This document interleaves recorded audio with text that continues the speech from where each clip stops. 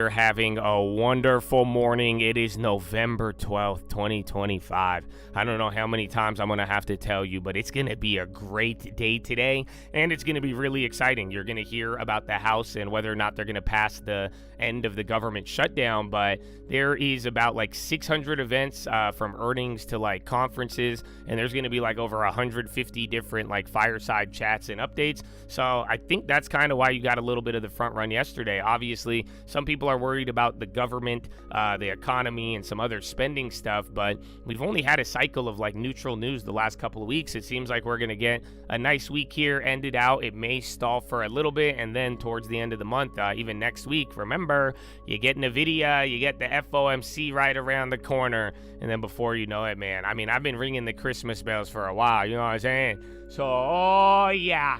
So get ready. But ladies and gentlemen, it's going to be an awesome day. I hope you are ready to go, man. And before we get going, before we start making a run for it, before we start trying to enrich ourselves, my friends, I hope we could pay homage to the people who have made a sacrifice that most of us never have and ever will. And I am talking about the veterans of the United States of America. So on behalf of the people here, the people not here, I want to give a huge special shout out. Active servicemen, past servicemen, anybody who has served this country. For real, my friends, thank you for everything. God bless every single one of you. I mean, things would be a lot different without y'all. And it's a weird thought if you really take it to its logical conclusion. So God bless every single one of you. And really, beyond just telling you thank you, I hope I could encourage you all to get a long-term, save, invest, get a home. If anybody should be owning the land, if anybody should be owning the stocks, it should be you, my friend. Not only have y'all fought for this and supported in so many ways, but also your discipline and training. I think you're already there, and you are a lot closer than you think. So at the very least, man, thank you, and thank your families for the sacrifice all of you have given. God bless every single one of you. I hope all of you who haven't served can make some noise as well and show this love too. And big shout out to everybody else out there giving back to their local communities: doctors, nurses, teachers, firefighters, police officers, the janitors, the coaches, the garbage men, everybody making their community run, baby. God bless you and thank you. But ladies and gentlemen, please rise up. Place your right hand over your heart. Say it with me. I pledge allegiance to the flag of the United States of America and to the republic for which it stands, one nation, under God, indivisible, with liberty and justice for all, baby. Set the digits!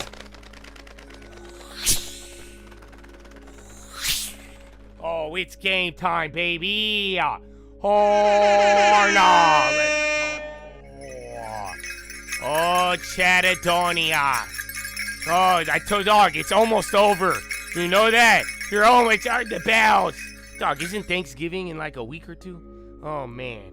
Oh, man. I'm thankful. Glad to be here, bro. You know, we woke up. It's a blessed day. Dude, did you see the sky? Oh, bro, even this morning, I didn't even, without the camera, it looked crazy, bro. So, Chatadonia, I hope you're ready. We got a couple of minutes. I'm going to be watching a couple of plays. Starbucks, Hershey's, General Mills, Fiserv, Hood, and Celsius. Other than that, AMD, we'll see how those other ones played out, even the FedExes and all that other stuff from yesterday. Keep an eye on Staples or whether or not it's going to be tech rotation or how any of that's going to play out, man. We will find out, my friends.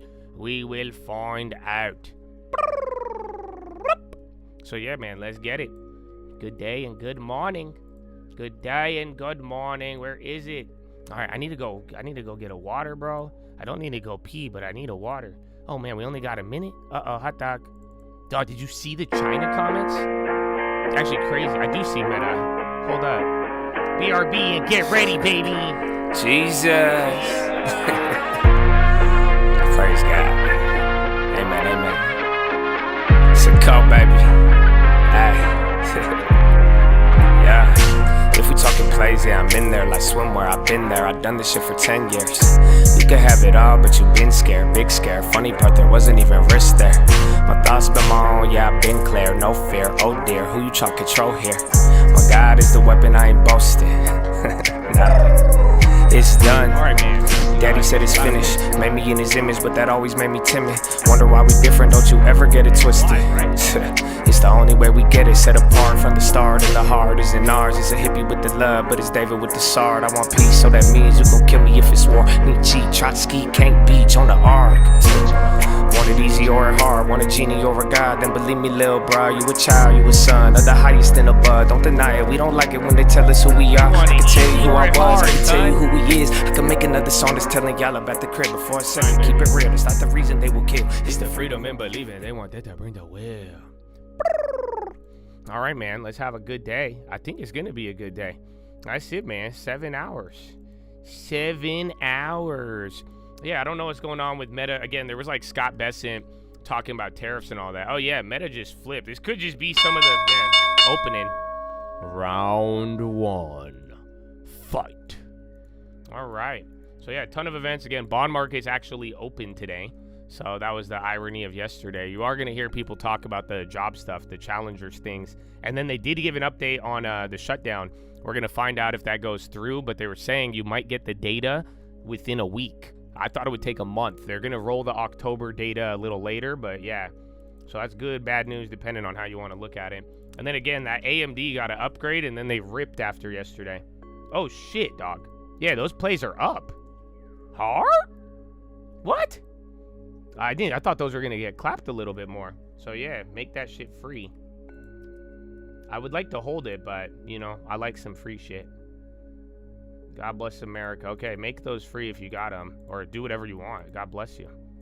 God bless you.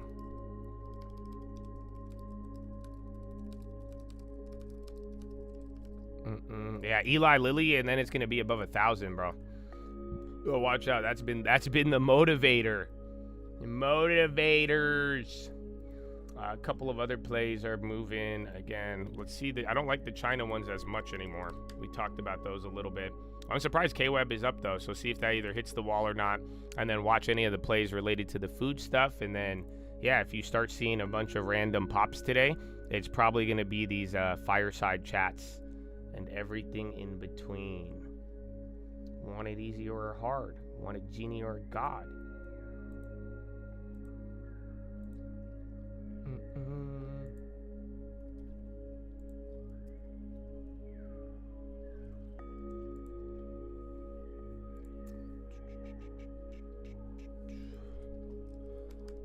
Alright. Oh, they don't have options on that one. Alright, I get your setups in. Good morning. Good morning. Alright. Oh, damn. Some of these are expensive.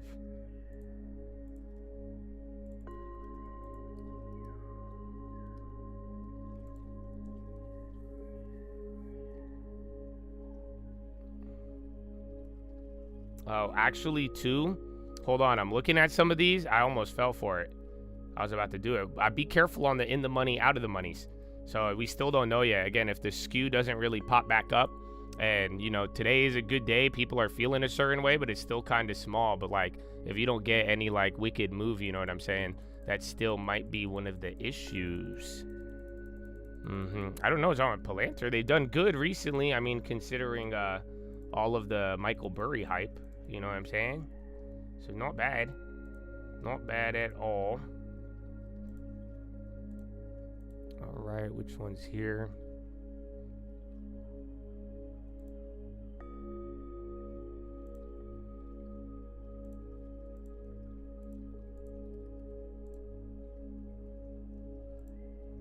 Continue. All right.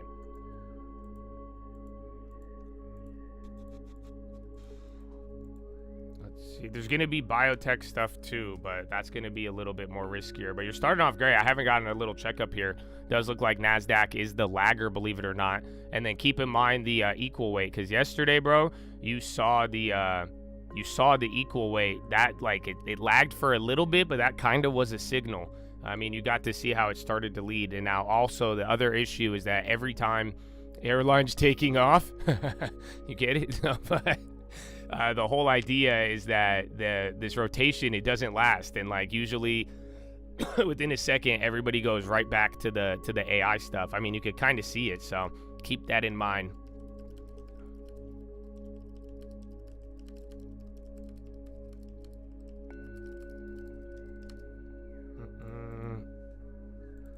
Yeah, FedEx and UPS. I was very surprised, and that's what I'm saying. Actually, those are still up. I think another 100. It's another 100. It's 100 on the bid, and then you got another 100 on the ask. Remember, just put in an order if you do want to sell it. It should fill you at a pretty good price. That's what happened yesterday, especially if they have time. I mean, again, too, the difference between like November and December options are going to operate a little differently. And then IBM had the quantum stuff last night. Is it actually reacting? Everybody has been, yeah, there you go. It's up 3.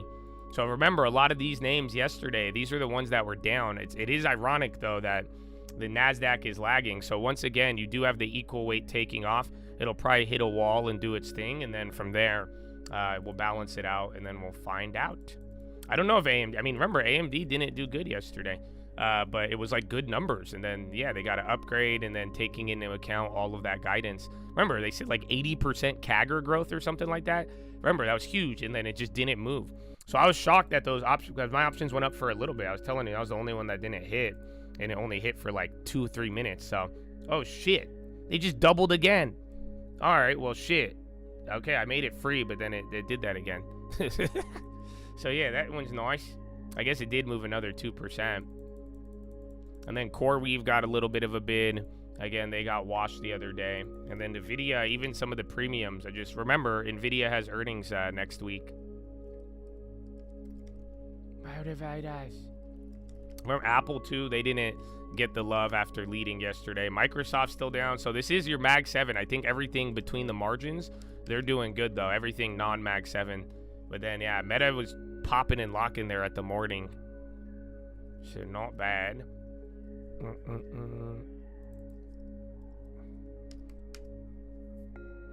that's the wrong one. Want it easy or hard? Want a genie or a god? Then believe me, little bro, you a child, you a son of the highest and above. Don't deny it. We don't like it when they tell us who we are.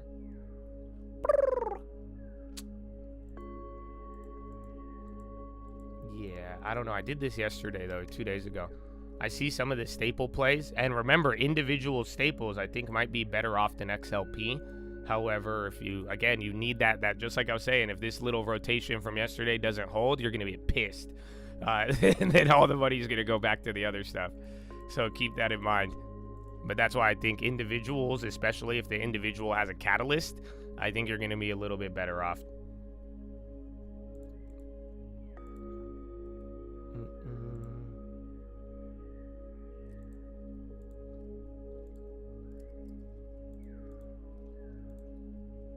Feel me. Dr. Philip. Where is Dr. Philip? How come Dr. Philip? He don't show up today?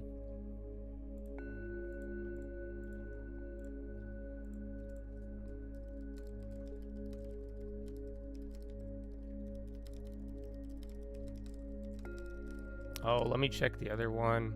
So again, anything related to the Starbuckses and all that.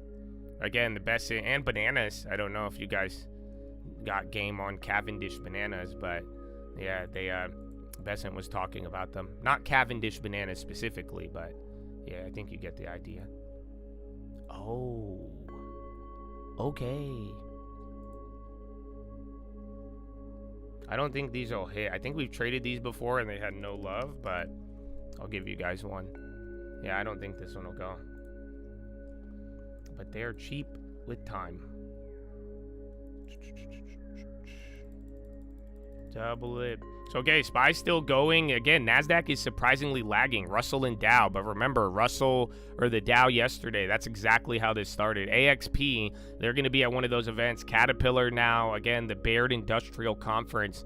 I think even NOC is going to be on that list. So, if you see any of those moving, it kind of makes sense. Want it easy or hard?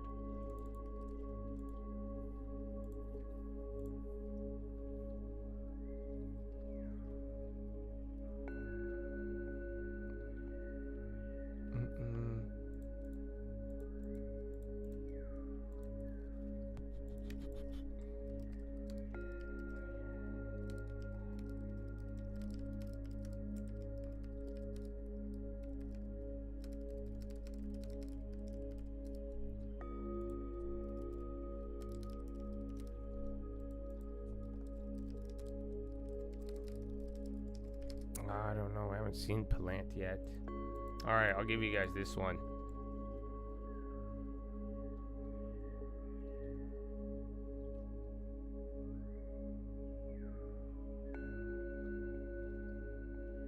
Out of all of the ones for today. All right, man.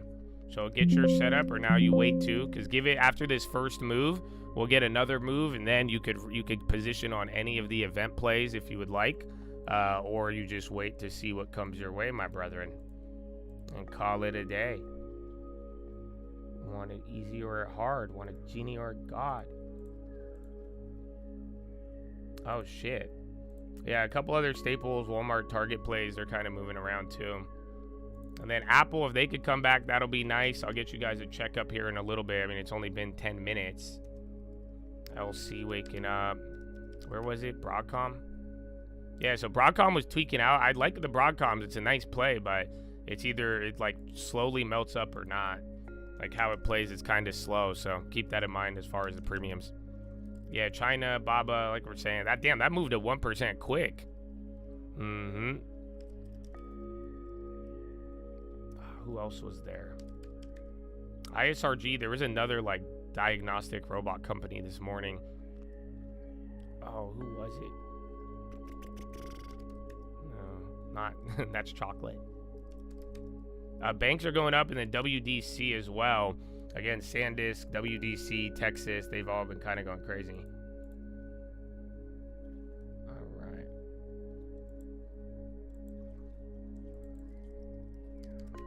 RKLB stick. Let's see. And then keep in mind, man, yesterday, remember, we kind of missed one of those buyouts, but, you know, pay attention to some of the volume, too, and how it plays out. But, yeah, call them out, too, if you don't see them. Rocket Lab, it is moving up. There's something else with space stocks as well. I'm blanking on it. And then Reddit starting to climb up here. IBM once again. I'm actually surprised IBM is going, dude. Every time they have this good quantum news, everybody fades it because it's not $1.99. And then NVO, your boy Elijah Lilly. Kenview as well. Again, Kenview's in the buyout, so they're gonna, like, it could still move. But remember, it's like a share transaction, so your boy Kimberly Clark. Yes, Kimberly. That actually might be the play if you wanted to do the Kenview. Because think about it. It just, Kimberly Clark's going to react. So the high, and then I honestly think you'll have a better time moving that one. But yeah, spreads are pretty shit still. I mean, again, given there's like a little bit of hype, you're continuing day 2 of the rally. There's a couple of ideas out there, but yeah, it's not like your spreads aren't really, you know, the safest, especially on these staple ones. Is the AMD candle real, like on the daily, or this one? That's all I see.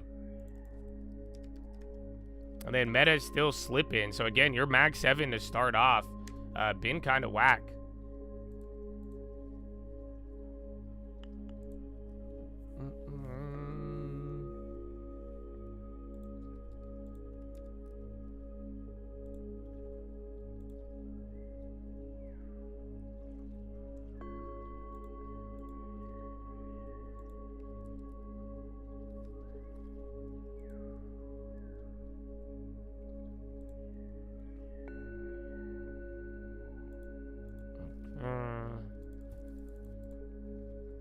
Who's the other one? XBI. Damn, XBI is still going. You might have that, like we said, the out of the monies, they are not up the same way, and then the near the monies are a lot better. Look at that one. And then the FedExes are still climbing. The spreads are tightening on that.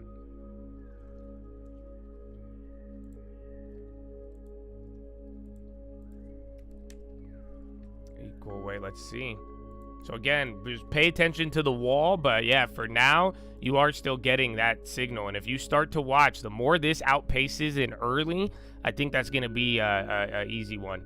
Yeah, because that's what it was yesterday, but I'm expecting kind of like China. It's going to hit a wall. It'll come down for a little bit. I mean, you guys know how the mornings play out. And then if you start to notice this as a leader, I think that's going to be the real kicker, and that could guide us here. XBI is going up there too. UNH. Yeah, UNH is melting up. Yes, XBI is biotechs. Who else? There's one more that was just running with UNH. Oh, it's UNH and somebody else. I'm blanking.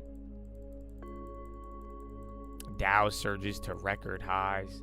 CNC's tied to the thing, though. There's something that was just moving. I missed it.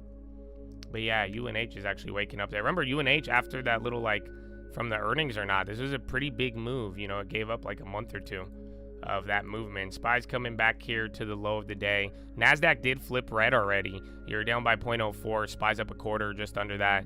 And then Dow and Russell are holding.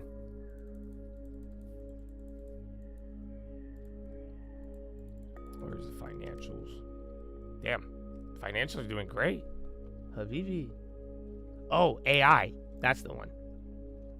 So remember that's still not moving though. But yeah, that one's one of those rumor plays that. But then that one, like we said, it could have been more desperate rather than, you know, selling into strength. Again, Kimberly Clark. Let's see more staples. Again, the Robin Hood. Again, Robinhood's going to have an event today for all of you Robin Hooders. Liu, more energy. Eli Lilly, 115. Is this what this did? Another $10. Habibi. Motivators. Yeah, bro, they all went crazy. Good job. GG's. GG. Yeah, that one's either going to, again, it'll stop midday or not, but like you've seen how it's played out every day. So at this point, that's been a real big leader. And then Nike again. Nike's up. It was leading yesterday. ON. They raised guidance. You know, think about it. Clothing, retail, consumer, all of those worries. I mean, they come out and they raised their guidance. That's why everybody liked it. U.S. commercial construction outlook largely positive according to QBE North America. Faces headwinds such as short labor. Hot dog.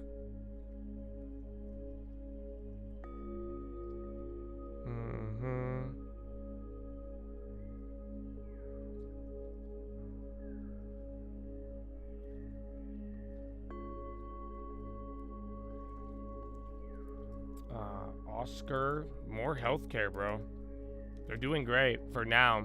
And then remember, we're gonna get the shutdown stuff. So actually, healthcare stocks will be directly impacted depending on what type of deal we end up getting. So keep that in mind.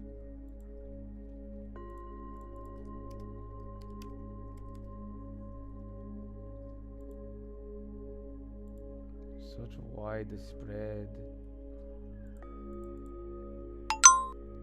Until India cabinet says New Delhi blast was a terrorist incident. Are?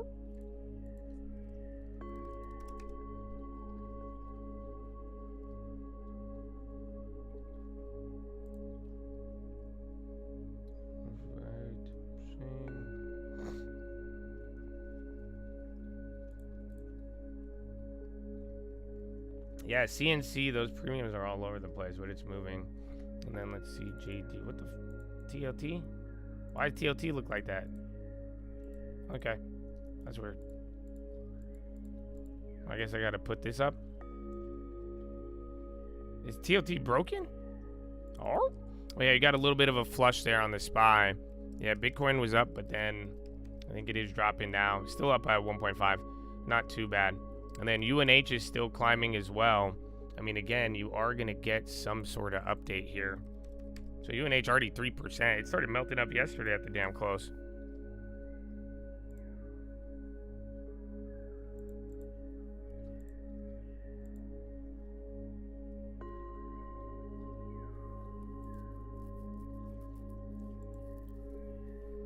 What were they at before that drop? Damn, 370?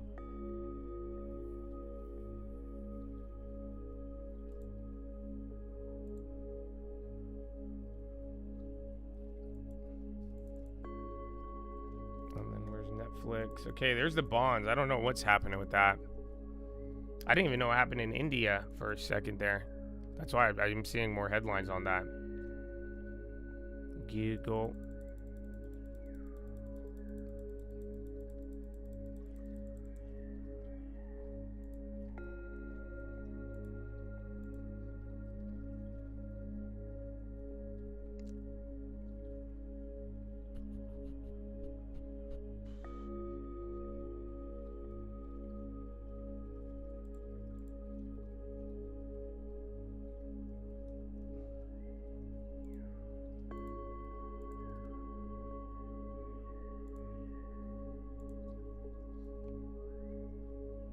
Are you serious, bro?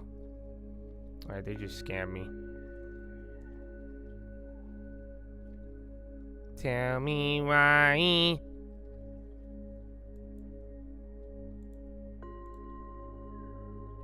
Oh, come on.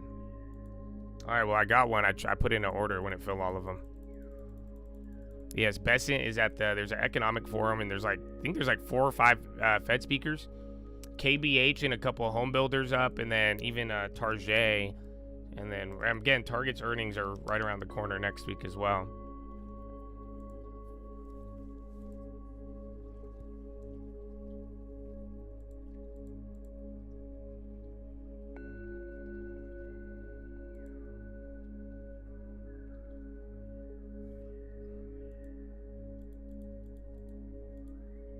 That's a scam. The AMDs are still up, but they're chilling out now.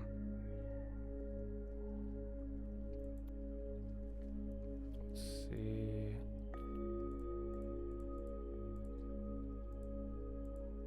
Yeah, bro, there's a good one, but they won't fill me.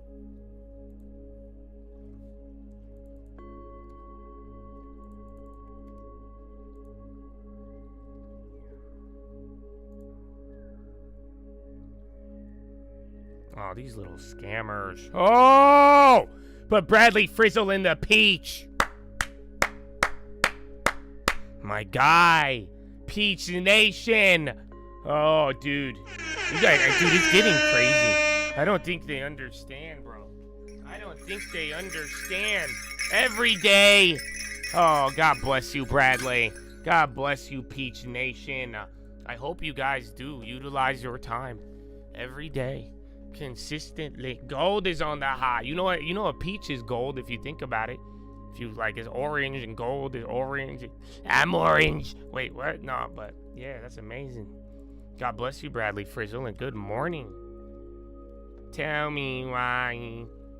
Yeah, that's starting to run up. Again, SPY chilling out. It's really NASDAQ. I mean, you started off with Meta and everything else a little lower. Your boy is chilling, though. Equal weight.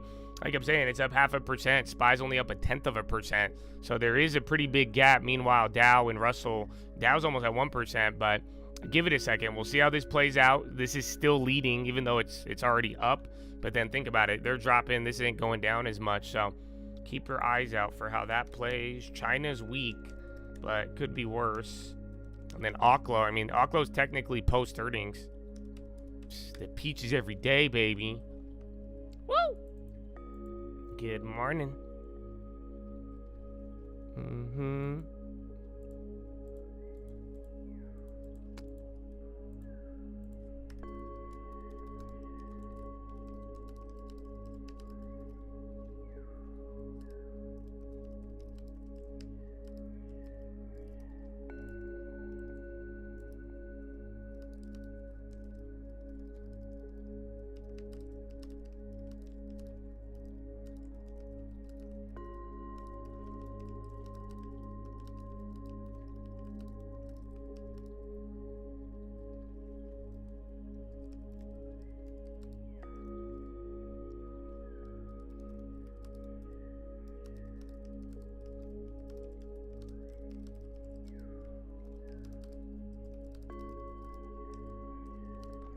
I'm a mango.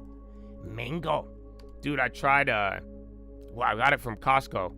They had mango lassi, the, like, Indian drink. It went pretty hard, bro. It went pretty hard. I was a fan. I was a fan.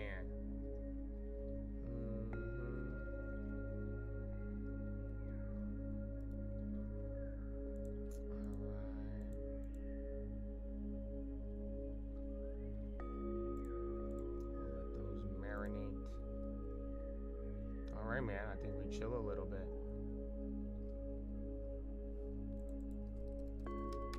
Alright, and I'll give you guys another one.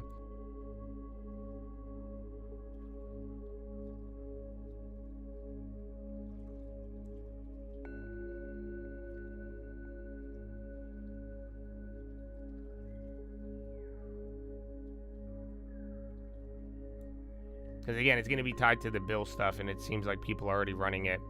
They're shitty though, but it reminds me of you and Eli Lilly in both good and bad. There's no signal on it yet though, so that's all you, baby boy. Who else is there? CNC. Dude, the China-Japan shit was crazy. They said, bro, they said that China said that the lady was spewing shit because she made comments on Taiwan and like, you guys, China does not like that. They're not, yeah. Oh no, a lot of those have already doubled. That's what I'm saying. The premium's not in your favor.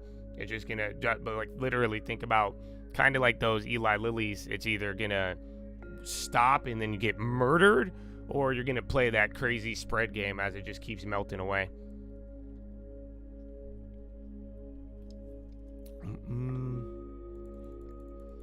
Biogen. Let's see. XBI still up. Bonds are going up. SPY still near the low again. This is a major tech effect. I'll give you a checkup here in 5 minutes. Yeah, bro, the Indian lassi drink. It's like a yogurt drink. It's like probiotic. I was like, I'll try it. I had a nice Costco run yesterday. Ukraine energy minister says he submitted resignation following corruption probe. Insists he denies any wrongdoing. Oh, legit.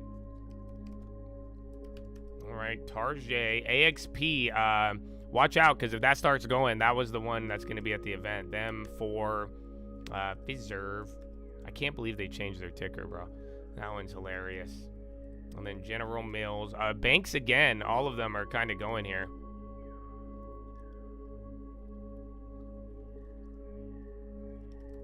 And then gold is up while Bitcoin down. I mean, SPY's still in the green. NASDAQ's the one down now by 0.3. So that already gave up any gains that it had. And again, Eco8 is still holding. So watch. That means either next drop down to fill the gap.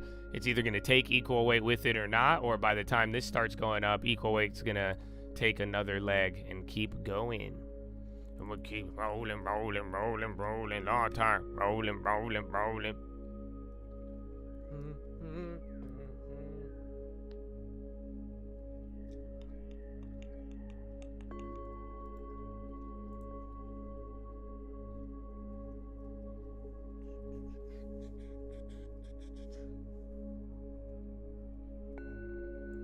That makes no sense. The spreads are tweaking, dog. Tweaking.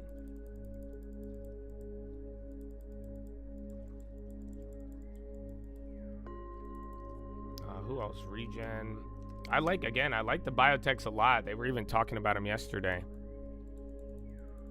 Oil getting big reds. Let's see. There was some oil update, but I'm shocked, dude. I mean, oil, like, that's the other part. Because, like, think about it, like, with everything going on. Yeah, oil's down 3. It's kind of like a mix of big reds, but, like, just straight up, you just took a little dollar drop there. But think about it, you got a lot of layoffs. You have a lot of, one part of the economy is doing very well. Other part is actually struggling, and then tie into the shutdown. But, yeah, man, oil, it's relatively stable. That's what's tripping me out. You see what I'm saying? Like, you're not, even though there's kind of been a lot going on, even the shutdown, 43 days, I mean, that's a lot of stability.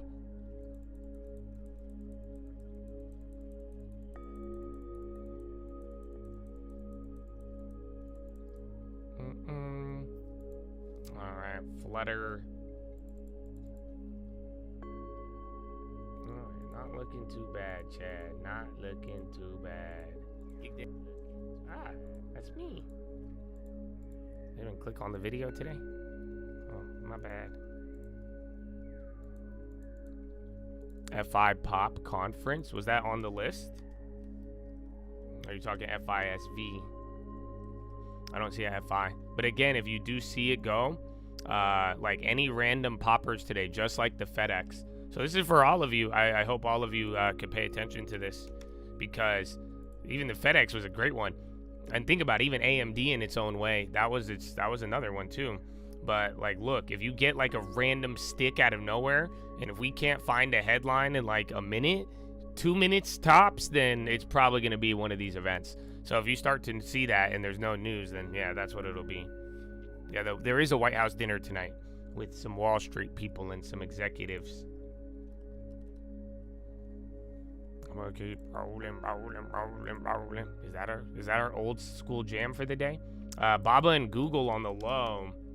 Yeah, so Google's down 1.8. Ooh. I think NVIDIA was doing good. I think, honestly, it would be down a lot more on the index level if NVIDIA was going down. But remember, everything else does seem to be going good. I'll get you guys the checkup here in about a couple seconds. But, yeah, like equal weight, you could already smell it. And look, equal weight's going. So like I'm telling you, depending on how this one moves, it could still hit a wall, but I would definitely double down on the focus of staples till that ends. Yes, today isn't a guarantee that the government reopens. Yeah, you're exactly right. Because it should, but at the same time, if they don't, then if they don't approve it, this might not end. So that is a possibility. That is in the realm of possibility. Wow, Fed Bostic to retire when term ends February 28th. Man, maybe we are in a recession, bro.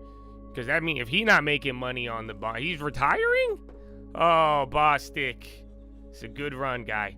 It's a good run. Wow, Fed Boss. No, I don't know. You could confirm this. It's just coming out now.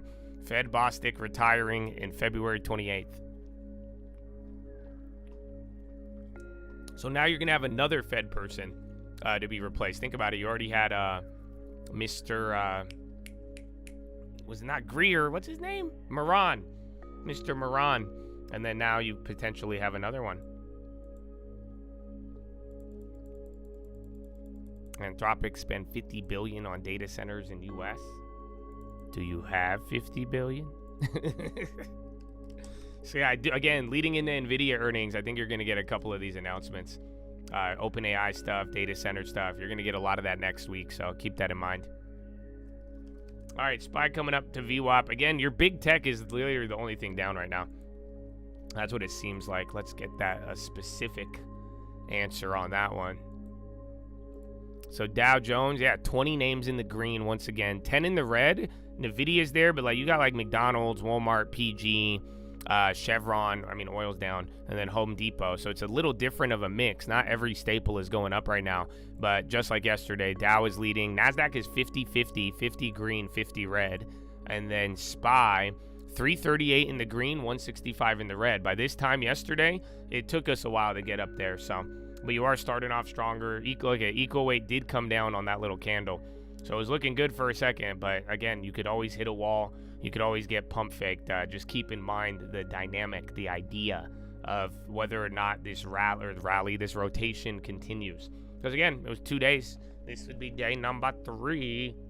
I do a whole new Fed filled with Bostic muni trades. No one to inside trade or hold our pay. Now I'm in a whole new Fed with you.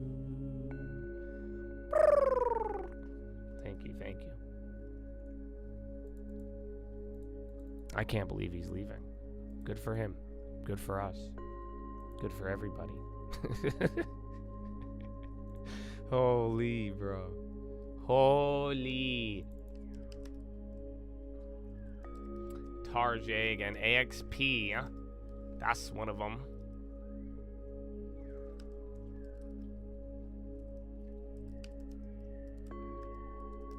Chada. All right, a couple names moving. Affirm on the high. Affirm might be careful. Watch that one, because again, a lot of these conferences today are they're financial related. Again, there's KWB conference, and then something about payments too. Meta flushing again. Not too bad. It's just continuing what it's done all day. And then SPY at VWAP. Yes, I think he is going to have a very dovish Fed. We knew that ahead of time. That's what I was telling you guys. That was something like October, November, or really beginning of October. I thought a lot of people were ignoring.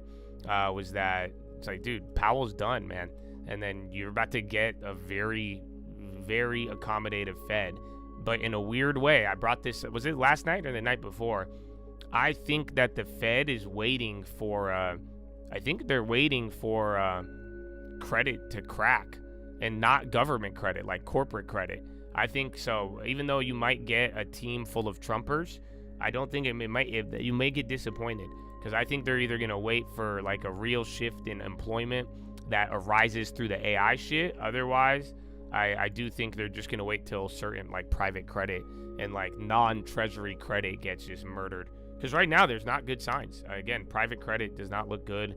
Think about it. This whole data center debate and everything we're talking about, it does, like, there's a cycle for it. And now within like 2 to 3 years, depending on how it plays out, I mean, you will have a much different picture, and there will be a lot of failures and a lot of success.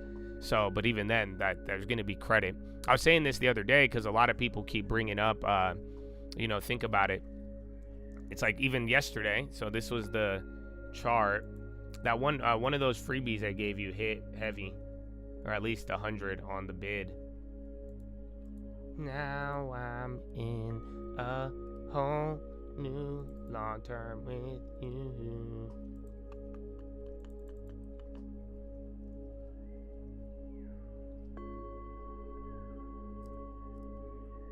That's not enough.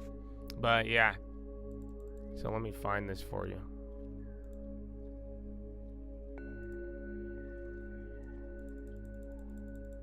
Yeah, firm's going. Like I'm saying, there's just a lot of financial stuff. But yeah, Marvel is waking up. I mean, again, all the chips that aren't like the big cap ones, like even look at Dell. A few of these are moving, and then Marvel had a lot of different rumors. But yeah, I'd keep an eye on that one. I like it.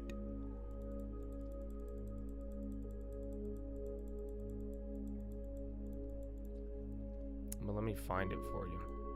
But yeah, this was I don't know if you guys have heard, because think about it, government data, you haven't got any in a while. So everybody is like, they're still talking about layoffs through either the extrapolated data or this. If you guys didn't know, the Challenger job cuts, this isn't government data. It just announces layoffs and all of that. You saw this happen in 2022, but it just rocketed up. So you did, in some metric of employment, you have had one of the biggest layoff announcements almost in like since 2020 or like 2016 and even 2008, 2009. So this is where everybody's like tripping. Yeah, the ADP private payrolls were negative as well too. So all of this is like, that's why people are bringing up employment, right? So hear me out. You are either firing people because you're optimizing in AI, that's what people love, right? Or you have no fucking money. Excuse me.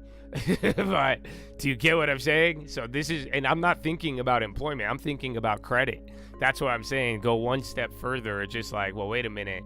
If they're firing people, they're either doing good or they're doing bad. And then if they're firing people for doing bad, I mean, what's going to happen to private and unsecured credit? Ta-da! So yeah, we'll see. So that's why I think that's where the dovish Fed comes into play. I think they may still try to hold some of their ammo. I know Trump wants certain things, but even if you lower rates, it's not like it's bringing down mortgages. It's not like it's changed a lot of things there. So I do think, and then again, I think there's I think you got yellow lights flashing in credit. Some would argue they're red lights. Some would say it's sound and resilient and no worries, but I definitely think I think the check engine light is on, but it's just not flashing. You guys know that? If your check engine light starts flashing, don't drive your car. But if it goes on, it could be anything.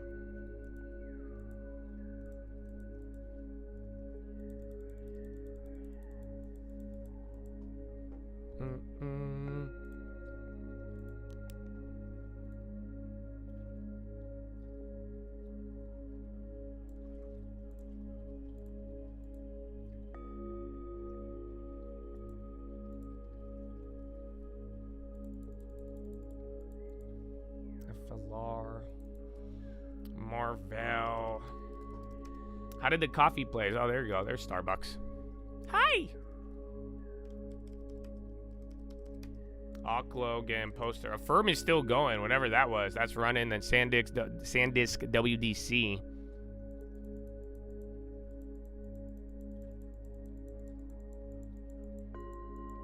It's funny. Bonds are still not volatile. Well, you are moving around. Remember yesterday in the morning, you spent some times and a couple of things switched places. So right now, equal weight's still up, but SPY's trying to go with I think some of the bigger tech or like the mid tech.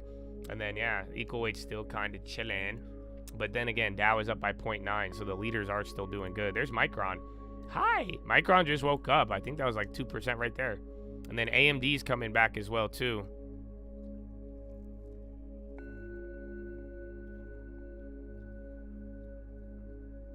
Yeah, people will use credit or also in reverse. So sometimes when the economy slows down, they will actually pay down credit. That's kind of one of the ironies of it. But we'll see. And then also the shutdown too, man. I was talking to some people yesterday, and they haven't been paid in like 6 weeks. They work in the military, and I was like, damn. I thought the military did get paid, but they were like a contractor and they did other stuff. So that still has its effect. That's the irony too, is that even if we get, they even said it this morning, Mr. Duffy, is that if we get the shutdown ending today, even the airlines are still going to be a little slow. Toyota doubles down on hybrids with 14 billion battery push. I thought it was a trip, dude. Yesterday, did you guys see the Northern Lights? I didn't see it. And then you guys were saying it was only on the camera. But yeah, apparently you saw the Northern Lights. AMD ripping. So again, you got those free. Those plays actually held up. They're a little lower now, but they're still doing very good. At some point, mine are up a couple 100%. If you bottom tick them, they're up 700. But yeah, they're still holding great. Yeah, they said you had to do it on the camera. But then, dude, I was looking up. I was tripping out yesterday because, like, have y'all looked at all the planes in the sky? If I was literally watching plane traffic. I don't know how to explain it. Like, I've seen the planes line up and land and do all that before, but like, dog, there was just so many planes. I was like, all over. And I'm like, dude, I feel like they were just, it's very congested. Yeah, I was not vibing with it. You know, I used to get scared of the plane noises. I'm not, like, yeah, I was trippy. A lot of the big tech has not opened up well. Even Apple, that was your leader yesterday. I think Google's down 1.8 or something, 1.4. I don't think you got any love. I think Broadcom found a way. Like the middle tech, like Broadcom, they're still gigantic. I mean, Broadcom's bigger than Meta. But like Dell, Micron, AMD, those are the ones really going. Gold is kind of ripping right now too. Yeah, gold just took a stick, and silver. So either, watch out, it could be either the end of the shutdown or something bad will happen with the shutdown. But yeah, I don't know. It's that literally gold and silver just took a stick. Silver's more melty. Gold is more poppy.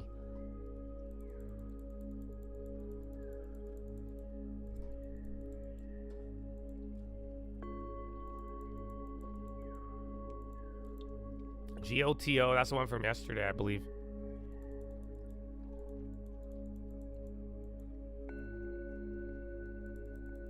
There's a ton of planes, but like, am I tripping, or like I'm literally watching air traffic?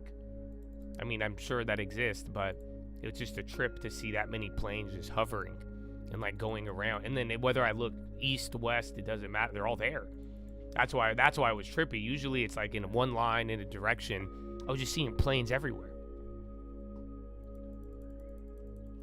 Ionis. I didn't know, dude. I saw it on Twitter, and then y'all sent me, some of y'all, like right in front of your house, bro. It was crazy. It looked beautiful. The sky looked nice this morning. StubHub 2.9. Kind of a liquid. That's off of really low volume, but that's moving. And again, SPY. So see if they both come down now, because look, SPY's pretty much at the same spot, and now equal weight gave up a little bit. It has been just under an hour.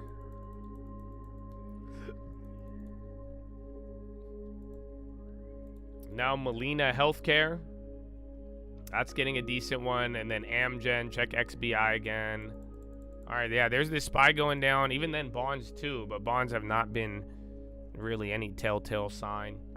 So see, if we start hitting a low, like I said, watch if we fill this gap and watch what the equal weight does. Again, I do think individuals are going to be your friend, but you're going to have to pick and choose. Gold is still going. Stryker, Tesla flush, a CNC as well. So again, a lot of these medical plays are all running. Even UNH, Cigna, every single one of them actually. Yeah, they're all doing very well. Look at XLV. But even individually, you got some moves there. They're chilling some of the premiums too. Where's your boy? Lily. Elijah.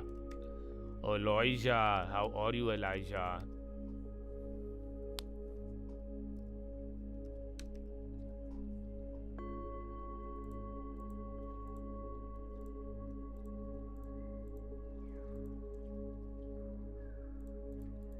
feel bad, dude. I brainwashed my girlfriend because she's asking me about value stocks, and I brought up like what I was telling you guys last night with like the PG and this. You know, you might, if you got a 10-year time frame, bro, easy. And then I said Kimberly Clark. She's like, "Who's Kimberly?" That's what she said, it like in the Arab accent. I laughed. I said, "Oh no, who's Kimberly, huh?" Now I can't. Now I say that. I guess she brainwashed me. She's a spy.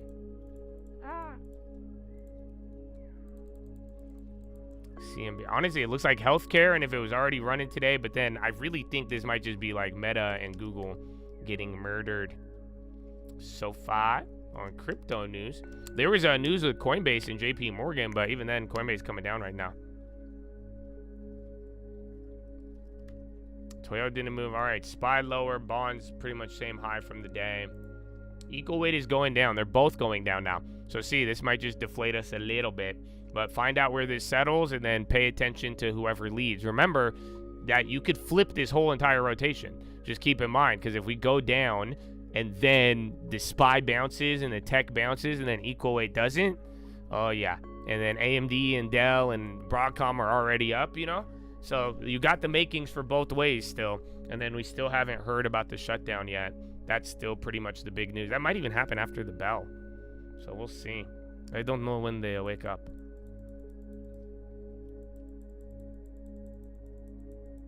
Then gold again, Cigna, CNC, UNH, all of those. I don't know, man. Something, that gold move is kind of odd. It's small, but yeah, it's waking up with volume. Pulte, we are actively evaluating portable mortgages. Is he talking about letting them transfer? What do you mean portable? Huh? Can I have a mortgage to go?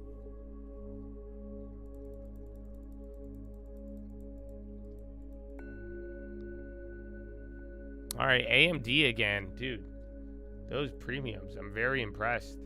They're holding great.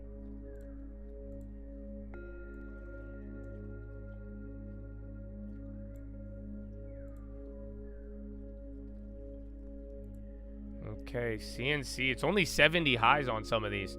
So again, like UNH is already up 4, but if you really want to get a delayed healthcare play, I mean, just find the ones that are not moving as much. But they are all starting to go.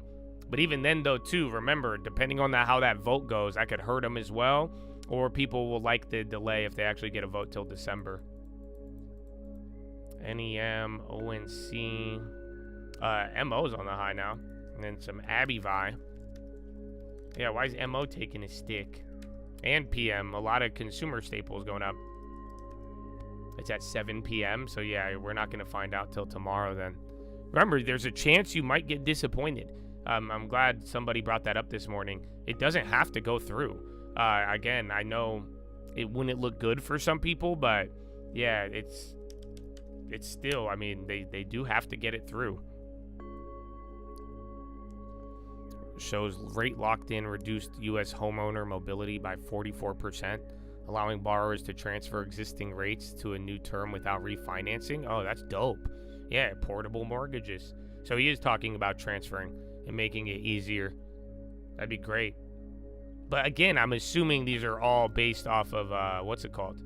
I'm assuming these are all based off of government FHA loans or anything backed by Fannie Freddie. Conagra? They have an event today. They should. Yeah, so you can move the same mortgage to a different house. I'm assuming it would have to be, the loan would have to be held by, again, Fannie or Freddie. Trump to host private dinner. Yeah, it's tonight. They're going to keep reiterating that. I think there's a couple of banks and then a couple companies. There is a Hershey's. Again, Starbucks was just going to the coffee and bananas. I like to save 10% the long term. PRTH, 4% illiquid as shit. So yeah, okay, already down to 1%. That's a liquidity for you. Yeah, I saw that this morning. They said they wanted to ban proxy advisors from giving recommendations. So we'll see if it goes through, but It won't affect most of you for now.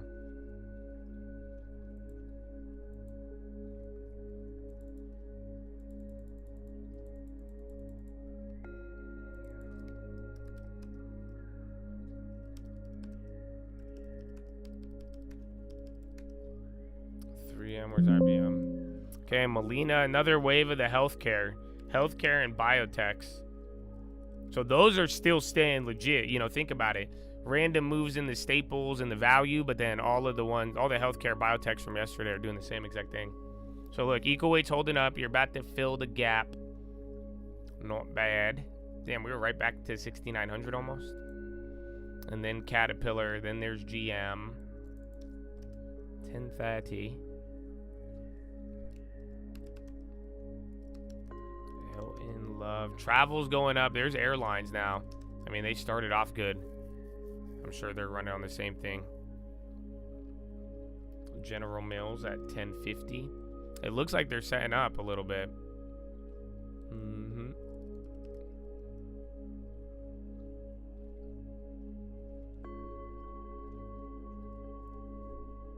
You guys have that up?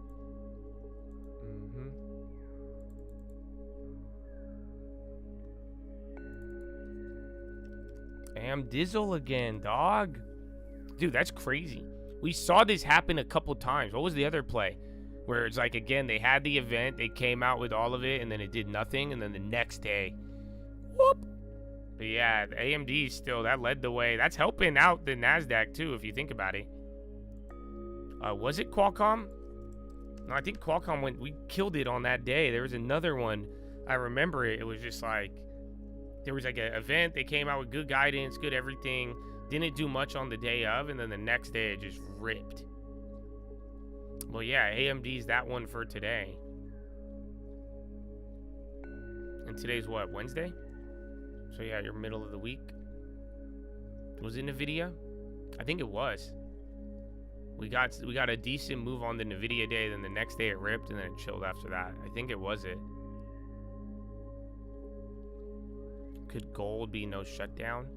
I don't know, because gold sometimes, like, so actually back before this, usually gold would not move during the shutdown, and then afterwards it would. So I don't know. I don't know if it could be indicating a lot. And gold is, you know, gold is the #1 performer on the year. It's up like 50-something%. So there's probably a lot being plugged into that. Fed Waller says goal for new payment accounts in 26 are be operational by Q4. Airline cancellations fall sharply as air traffic controller absences shrink. Are you kidding me? So that means, are you telling me that Donald Trump truth had an effect? I don't like you if you call in sick. I know you're not sick. I know it. Liar. I'll give you a bonus. I like you. You come to work. You come to work, I'll give you money. You know you're getting paid. Come on. I think that really did work. Well, that's what they're reporting now.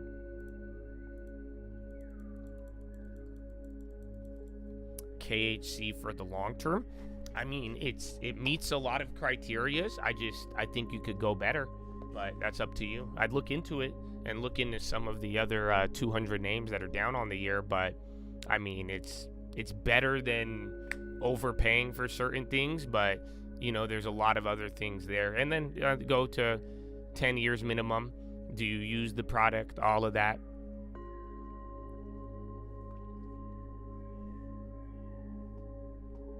That's funny.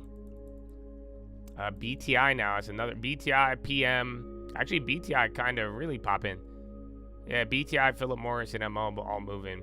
And there's Am Dizzle. But yeah, BTI with a decent candle.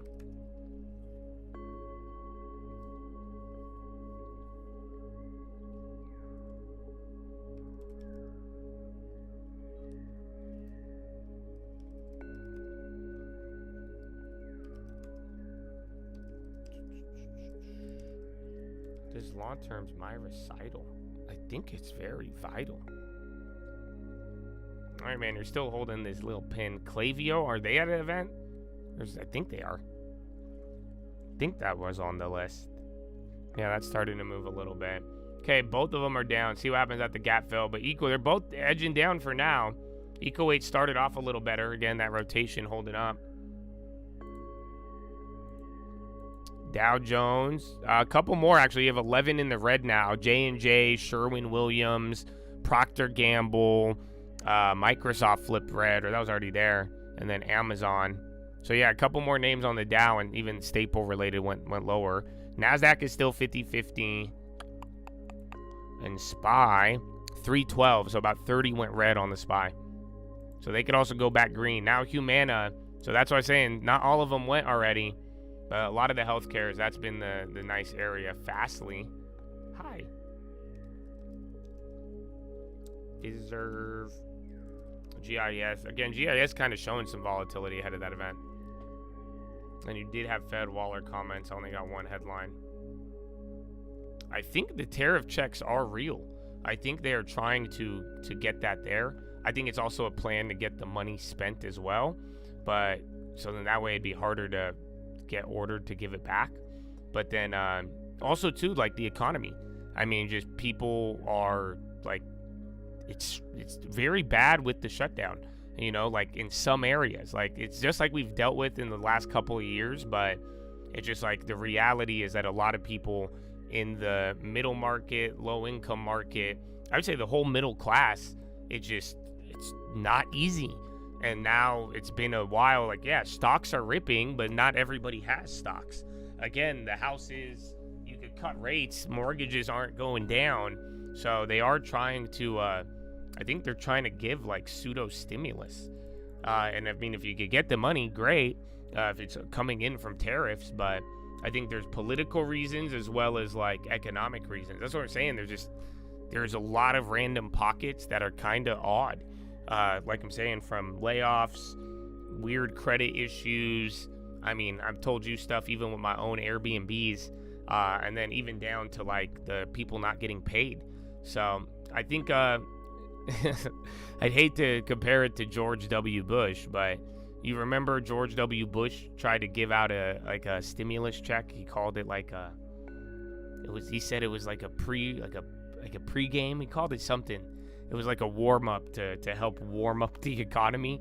But I do think they are, you know, even with the voting that you watched just a couple weeks ago, whether it was all politically driven or not, people were mentioning, you know, economics as a big deal. So I think they're trying to address that. I mean, again, Homeboy's approval rating is in the gutter. Barron's BBAI could be a mini Palantir. I remember Big Bear. I want to go to Big Bear. I just don't want to drive to Big Bear. But the only way to get there is driving. Sorry, I got ADD.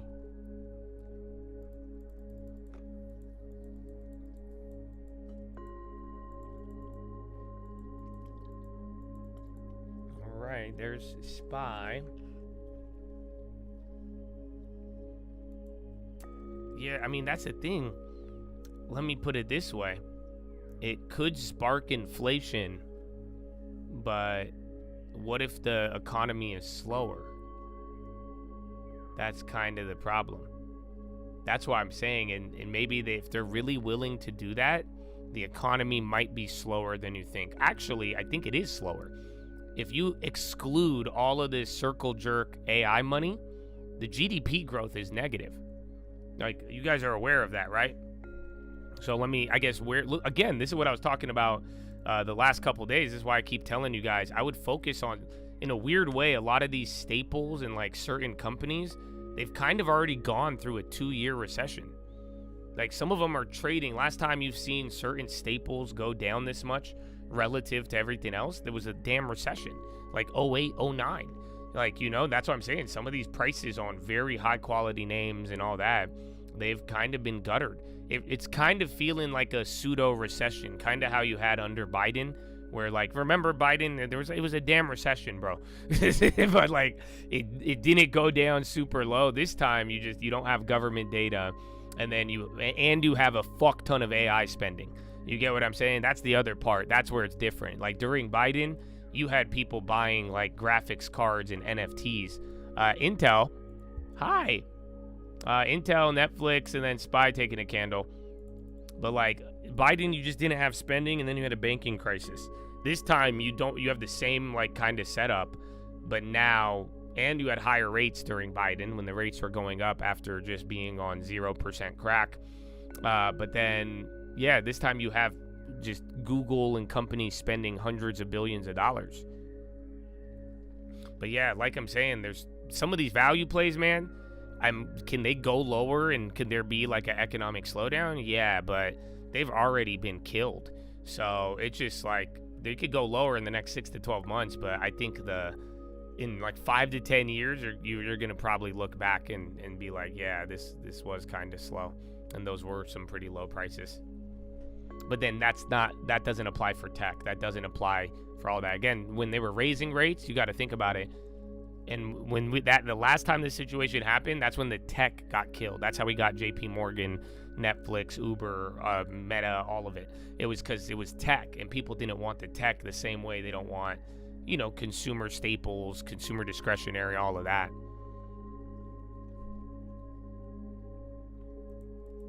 PASG is up 13. They were on the list. I think that may have had it in the morning then, but it's not moving right now. But yeah, if it already happened, then that's it. NTAP, I don't know if they're on there. That one's starting to move. NetApp.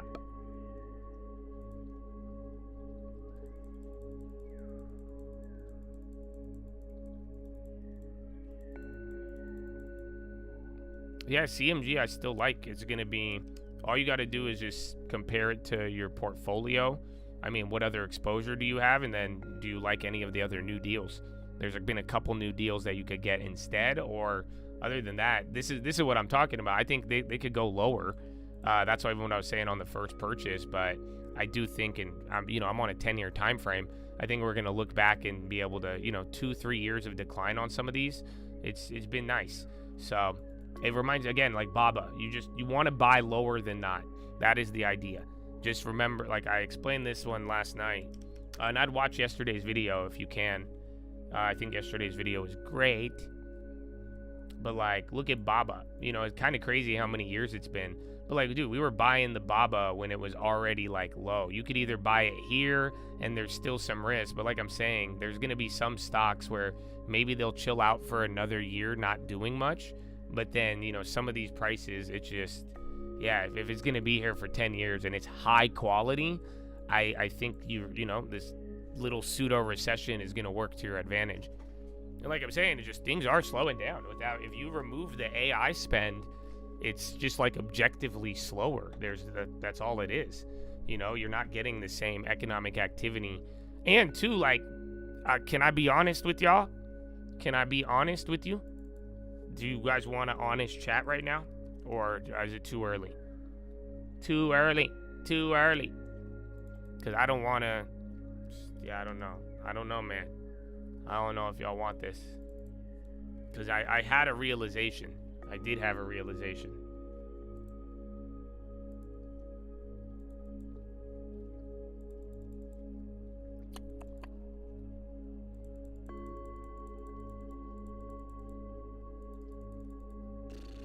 Okay, hold on.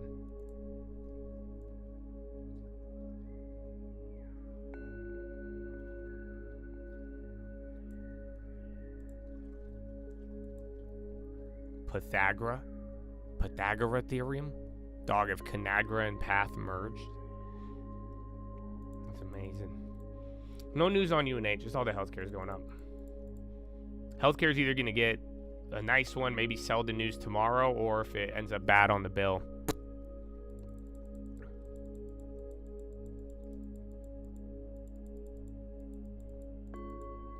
Yeah, UPS, they had the high payout ratio. And that's what I was saying. It's like, if you were willing to absorb an extra 10-15% and that wasn't going to phase you, then you could have just taken it. That's how I feel with a lot of names now, if they're high quality enough.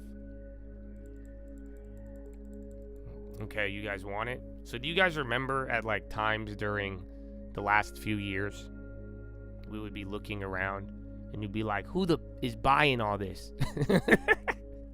Like, you ever wonder who like buys this? and like who spends money. And like, again, a lot of people complain about affordability, and you're like, who's buying? How do people live? Like, dude, California gas, like I make a lot of money, but I'm like, dog, how the fuck are people buying $5 gas all day for several years? $7 gas, and they don't feel it. How do people go to the grocery store? And have you ever thought about that? Well, yeah, I think it's because, like, I think a lot more people than you thought were probably getting some sort of assistance in some way, shape, or form. Because, and I'm not talking illegal immigrants. That's part of it. I'm not talking like the scammers. You know what I'm saying? The people getting it and selling it. No. I'm not even talking fraud. I'm not talking anything fraud or illegal, whether that's immigrant or, you know, flipping food stamps. I'm talking like you have people who, for any degree, whether they're college students, whether they've gone to community college, it doesn't matter what it was, people found ways to, and again, whether they need it or not, but like they're qualified for a lot of assistance. I think there's a lot of people that just weren't necessarily buying food. And like some of you guys, you work, you don't qualify for it, or you're not willing to like play that game. You were saving, buying, spending. It's very difficult. But there was just a lot of people doing that. I just didn't realize, let me put it this way. I didn't realize how many people at like community college, or just they take X amount of credits, then they wouldn't work, and then they would go and get all their food was paid for. That's why they're even getting disrupted by everything going on here as well too. So yeah, I think that's just, there was a lot of supplemented expenses for a lot of people, and that's why it's like, and then there was a group of middle class people that didn't qualify or didn't get these things, and then they had to, you know, high demand, high prices, so on and so forth, and it's very difficult. All right, man, everything's going gap filled. Equal weight's holding up, but everything's coming with it. Look at the low ticker. I mean, healthcare is holding up fine, but here we are. There's a couple names actually doing great. Some already gave up though from the morning.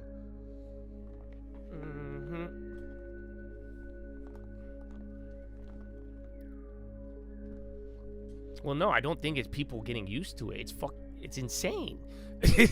Like, you get what I'm saying? Like, that's why too, and I've looked at a lot of people's like bank accounts and seen the spending, and like, I do still believe there is always a path towards home ownership. And believe me, you guys would be surprised once you like really see, but it's challenging, and people have like, there are just certain groups and areas that were like, if you don't get any assistance at all, and then your income has not improved, it's what do you mean we get used to it? It's insane. So that's where it's like, that's why I think you've seen a really big gap in how people feel it and not. And that's why too, I think you know, certain things like you do need to, something needs to change, or that's why people are gonna keep pumping the economy idea, and like some people feel it, some don't. But like, yeah, I get it, and you should too. There was just a lot that were right below middle class that were getting a lot of assistance. And that's what I'm saying. It wasn't fraud. It wasn't illegal. It's just there was like right gaming the cutoff and just benefiting off of that. And like they weren't feeling it the same way as most people.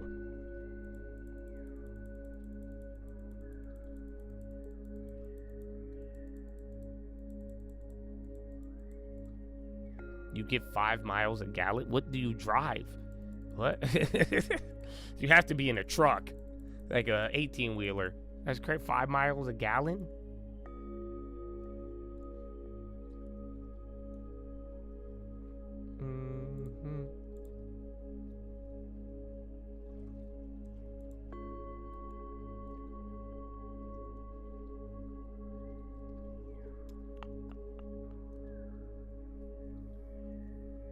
Well, dude, the Hummer got better gas mileage than that.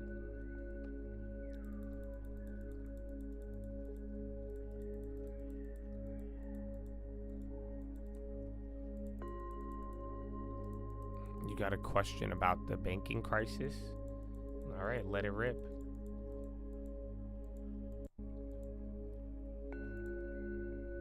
What does Cali do with the gas tax? I think they solved the climate problem. Dude, Cali gas.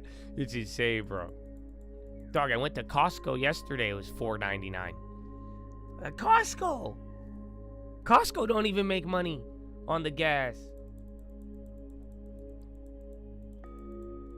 Yeah, it's gaming the cutoff. That's all it was. That's what I'm saying. Just, like, ignore the illegal immigrants. Ignore the people who need it. Ignore the people doing anything fraudulent. I think a lot of people don't realize how many people were playing that little cutoff game. Just stay right under the limit, and then boom, all of your food is free. And then that's how they could pay with the same income you used to make. And you're like, how do people survive? That's how. But then that's why, too, it's like it didn't affect, and you don't feel it the same way. And that's why, too, though, I'm saying this whole government shutdown thing, we watched demand really just get clobbered in a lot of areas. And I think some people weren't expecting it to go away, and it did. And then, like I'm saying, I've talked to a lot of people so far, and just like certain areas, it's just not, like, especially the areas with like a high concentration of like government workers or contractors. Yeah, dude, it was a trip. They're not getting paid at all.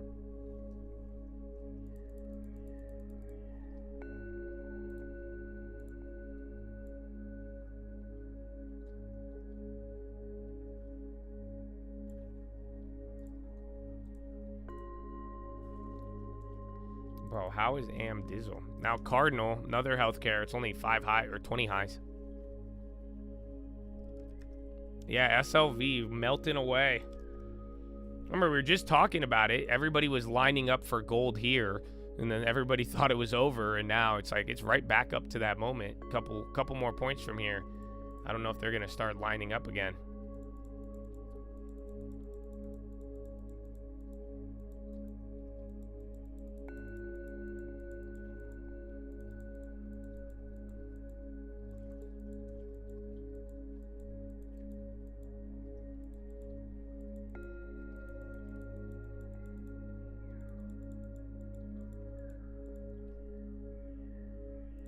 Yeah, bro. SLV gold. We saw that from early, but now you're right back up. You filled the gap on the SPY. Equal weight is still leading by a giant margin, but like I'm saying here, you want to see if that starts to if this starts to hit highs before this even goes, you're going to do kind of what you did yesterday. Otherwise, we might chill out. But so far, I mean, you've held up. This will be day 3.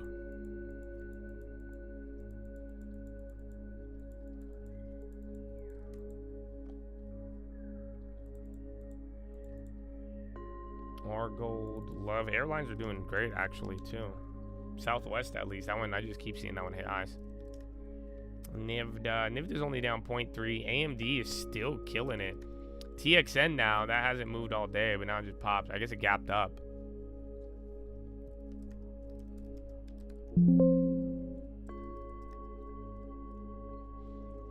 Sipping on some fizzers.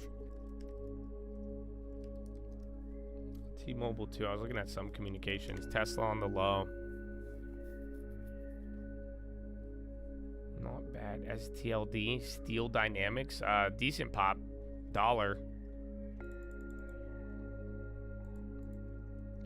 From the long term.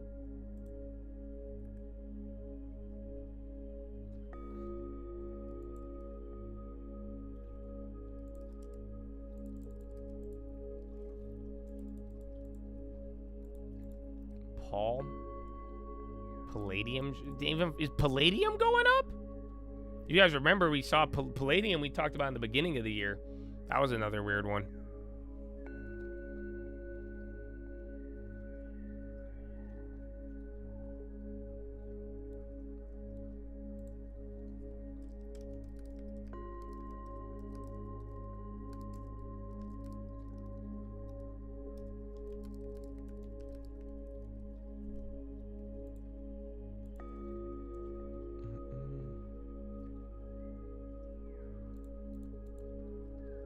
Scott Bessent. Oh yeah, he's gonna come on soon, right? Palladium. Oh, do we have a press briefing at 10? I feel like I haven't heard a press briefing in a minute. But yeah, you're gonna get Besant, Fed Williams, and a few others later.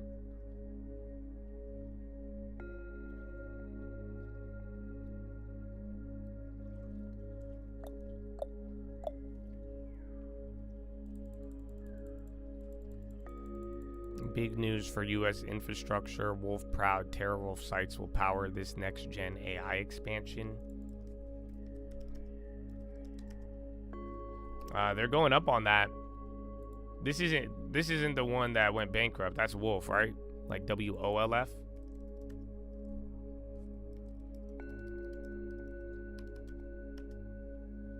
Yeah, speculation. Wolf will power Anthropic extension. So see, it's going to be all like speculation and rumor. You need momentum. It's already up 4, but you did just get that $50 billion, the $50 billion announcement by Anthropic, 7-8 minutes old. Besant says Treasury is committed to safeguarding treasuries as the world's benchmark for stability, keeping the risk-free rate low, repeats guidance that coupon auction sizes likely will not need changing for the next several quarters. So see, again, I think you got higher auction amounts there. But that's like, he's saying it won't change, but they're already high. That's coming out now. Existing finance capacity from current auction size is robust. Bill demand allows flexibility to manage upcoming borrowing needs. Treasury will adjust issuance for auctions gradually to avoid market disruptions. AKA, I'm controlling it because the Who's of Whoville will take over the bonds. What? Yeah, that's what I believe. Who are the Whoville Who's? I don't know, but I do, but still. Delta Bastion cancellations will cost a significant amount. CNBC interview.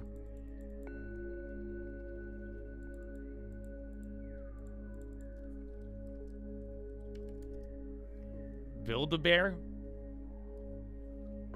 Bro, you know what I realized? Build-A-Bear is literally off of birthdays. I think Build-A-Bear will always exist as long as people keep celebrating their birthdays. Because you ever wonder why, like, who goes into a Build-A-Bear every day? People who have a birthday. Their kids, and then that's it. It's a birthday stock.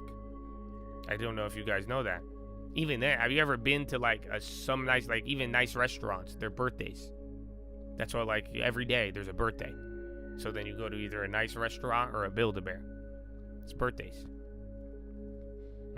Yeah. Coffee protein on me. That's that. I'm down, bro. But dude, bro, tell me why I bought this like coffee. It was like a poppin' bottle latte, like it was like chocolate pistachio or something. And then, yeah, I got it from Costco, and I went to go drink it, bro, this morning. I'm gonna go try it again. It was terrible. I was not feeling it. Birth rates falling sharply among progressives, stable for conservatives. Progressive population paradox.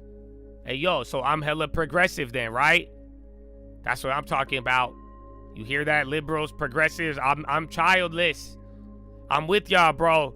I got all these conservatives trying to get me to have babies. And then every time I give them a plan, they tell me it's a sin. So, I don't know, bro. I don't know. So, yeah, bro, I'm still fighting for y'all. We need to come together long term.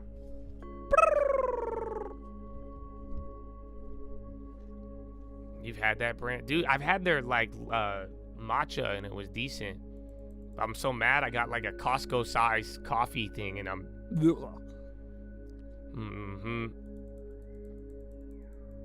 Nah, don't ever drink that bulletproof shit, bro. Unless you want to like destroy your toilet. I had it. We had that in 2019. 2019, if you guys were here on stream. Remember I had one of those MCT oil coffees? It had a lot of caffeine. I was awake. But dog, that was some bowel movements, you know what I'm saying? If they ever moved, that was it. SEC to consider establishing a token taxonomy, Atkins says. All right, bro. Gold and silver. So this is, okay, it's either something bad with the shutdown or this is a result of the end of the shutdown. That was a good question earlier. I just don't know what it is. But like literally this is sticking out now, even over the last couple days and how it's moving.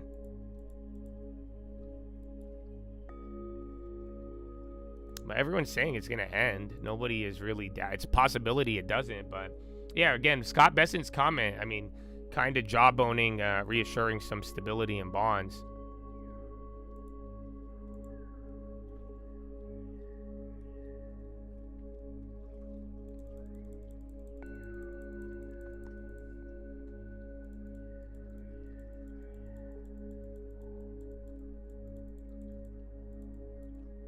Has my mom asked me about kids? No.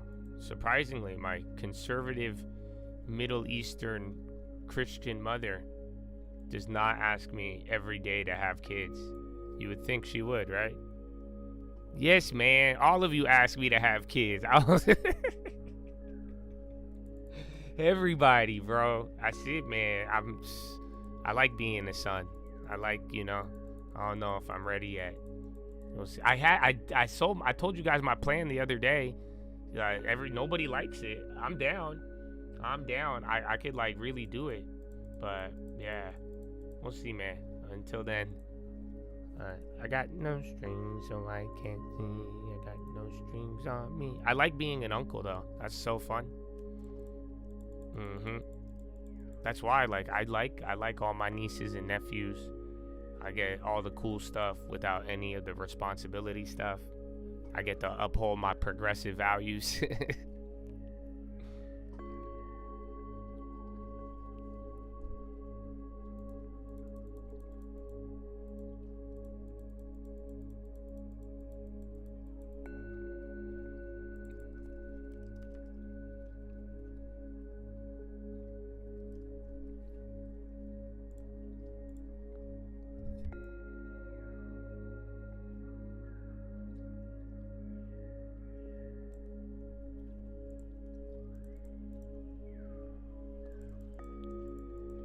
Pfizer's going up again. All right, man, I'm gonna go get this coffee. The undervalued companies for the long term. Go to Slick's charts and then go to year-to-date S&P components. I'll pull it up when we get back. Let me go pee and get a coffee that tastes terrible. Yeah, healthcare once again. And gold and silver. And SPY's still doing this thing. You're gonna have to work your way out of whether, yeah, equal weight's kind of going up again, but it's not at the clear yet. We don't have a clear leader.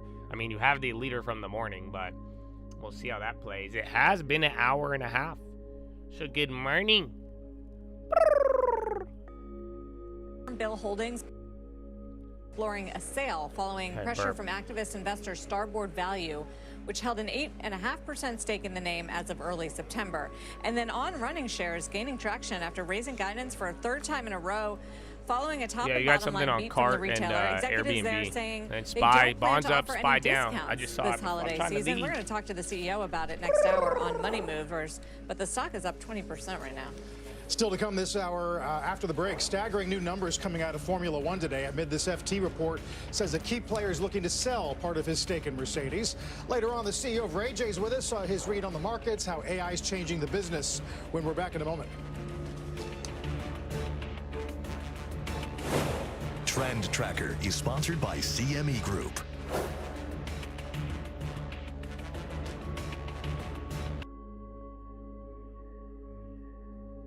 Get up, and I right when I get up.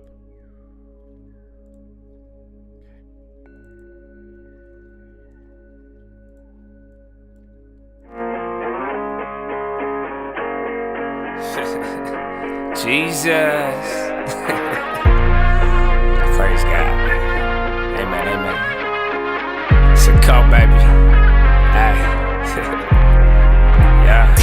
If we talking plays, yeah, I'm in there like swimwear. I've been there. I've done this shit for 10 years. You could have it all, but you been scared. Big scare. Funny part, there wasn't even risk there.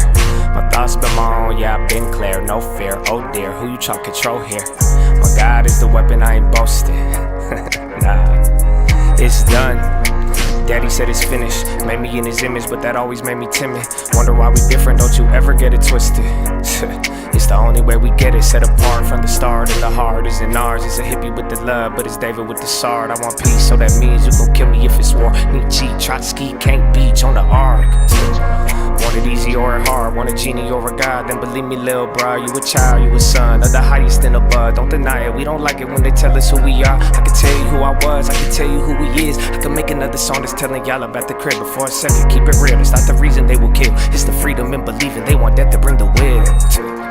But I'd rather have it now, and I ain't never backing down.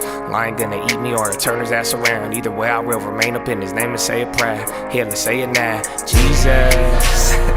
I put Jesus on the beat so I can listen to it. I got reason to believe that we living in it. You could say it's one hell of a decision in it. Ay, if we talking plays, yeah, I'm in there like swimwear. I've been there, I've done this shit for 10 years. You could have it all, but you been scared, big scare. Funny part, there wasn't even risk there. My thoughts been my own, yeah, I've been clear, no fear. Oh dear, who you try to control here? My God is the weapon, I ain't boasting. Amen.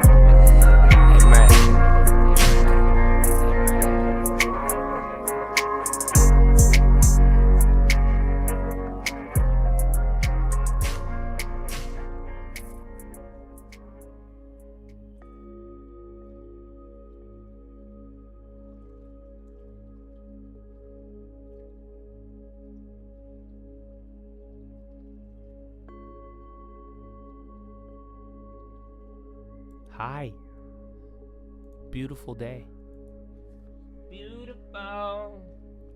Just want. I don't want to drink this coffee, bro. I gotta do something with it. We'll try it again. Maybe I wasn't feeling it in the morning. I like Whirlpool. I do. I think here's the deal. If you miss out on any of the good value names in the next couple months, you're probably going to end up with Whirlpool. So I like it. That's why there's other names that have been increasingly getting better with more quality. You get more value and more risk reward with Whirlpool, but I've always been saying quality. So, as other names that are quality are coming down, it just changes that perspective. But yeah, it's like if you end up missing all of them, they're probably going to end up with Whirlpool.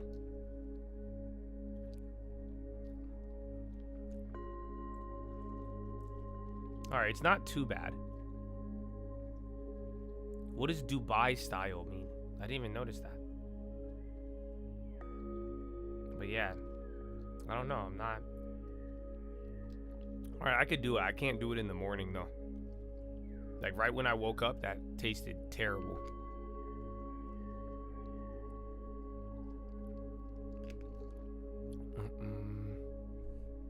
Yeah, Besant, continue to look back to improve. Look back options. Continue to look to improve Treasury's buyback program. I'm sorry. I have real change on my mind. Where is Besant? Well, I'm in Hovell. Stop it.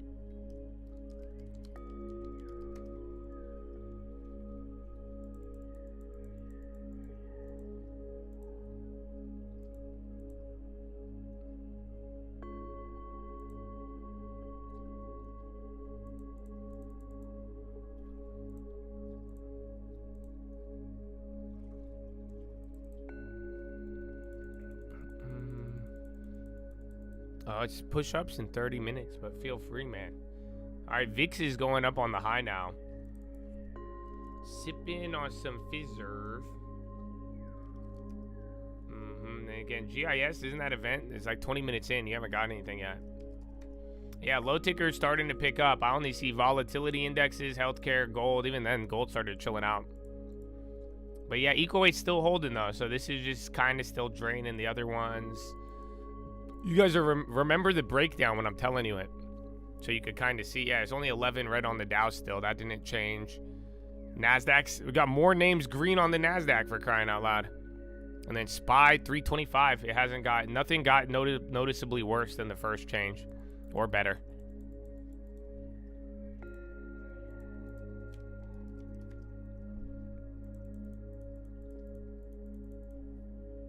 Scott Besant.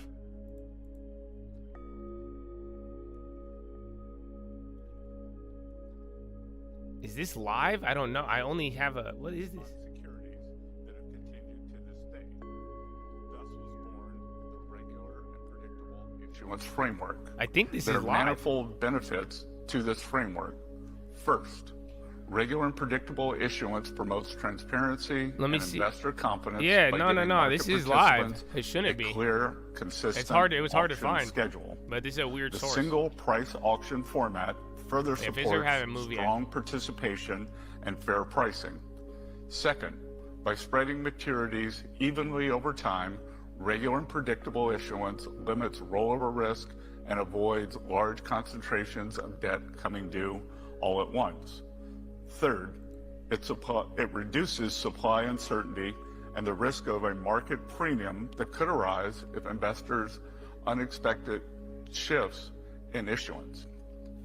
Finally, regular and predictable issuance Uber is getting reinforces knocked. Treasury's That went role green to red. in setting the global risk-free rate, providing a reliable reference point for other borrowers and financial products.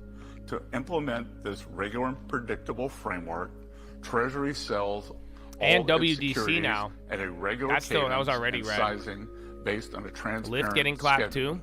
And it adjusts coupon issuance gradually over time. Gradual adjustments are more important for these securities because of their duration. Our guiding lights in thinking about appropriate adjustments are durable trends in investor demand and Treasury's assessment of the issuance mix that best achieves its low-cost borrowing goal. In making these decisions, Treasury stays in close contact with investors, utilizing bilateral engagements with many of you in the room here today, and it solicits the advice of the Treasury Borrowing Advisory Committee and the primary dealers. When borrowing needs change quickly, bills are our issuance shock absorber. Because we want nominal coupon securities to adjust gradually, bills play an important role in managing changes in borrowing needs that are seasonal, short-term, or unexpected. Bills also facilitate flexibility, particularly in times of uncertainty and amid quickly evolving changes in demand profile. Importantly, being regular and predictable does not mean that Treasury's issuance policy cannot or should not evolve as investor demand changes. If our borrowing outlook changes, so will the amount we issue. And if structural demand for certain products or tenors evolves over time, we will be responsive and adjust how we allocate issuance accordingly. For example, we are closely monitoring growth in money market funds and the stablecoin market, which are both large investors in Treasury bills. Money market funds are now valued at about $7.5 trillion, having grown by nearly $1 trillion in the last year alone.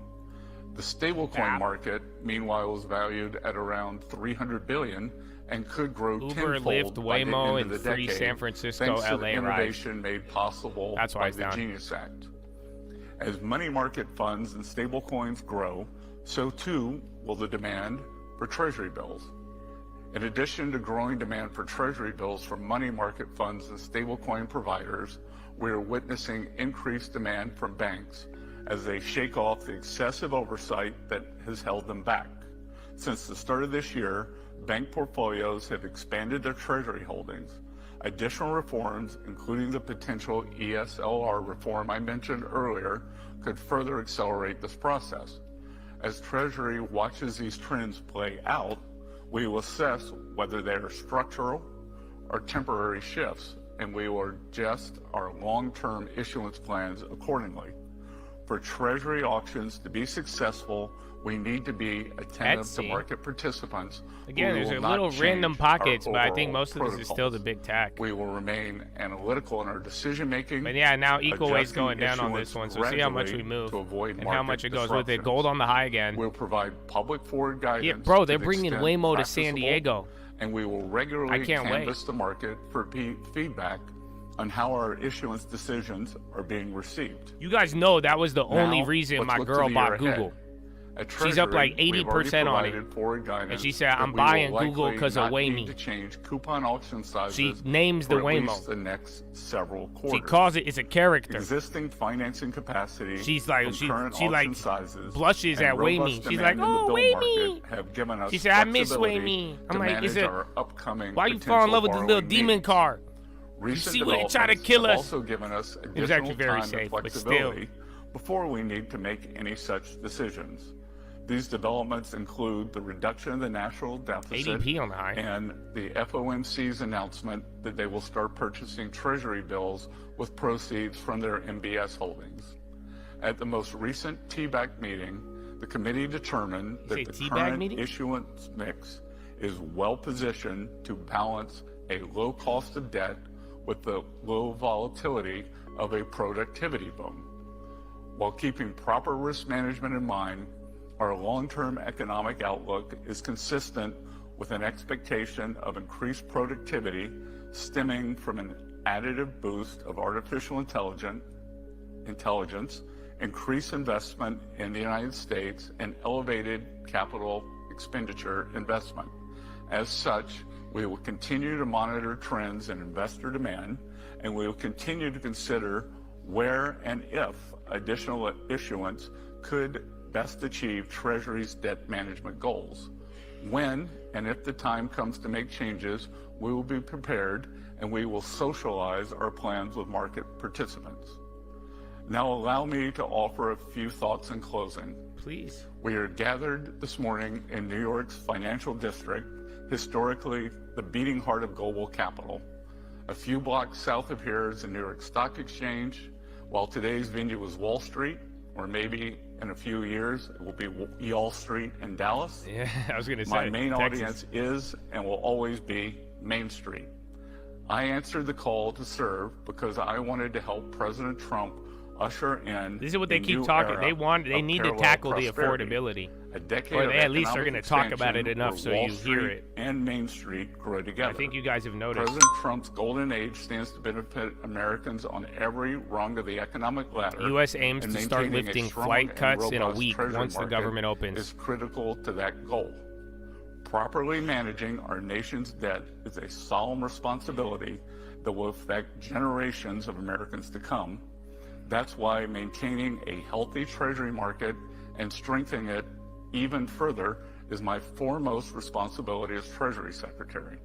Treasury is committed to safeguarding the world's benchmark for stability while ensuring that the American people can borrow, build, and thrive.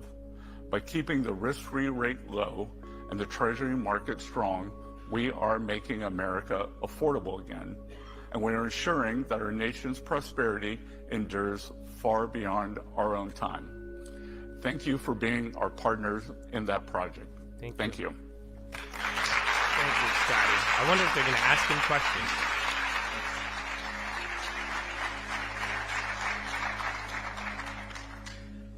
Thank you, Secretary Besson, for those remarks. At this time, we're going to jump right into the second panel, which will focus on recent enhancements to the Treasury buyback program.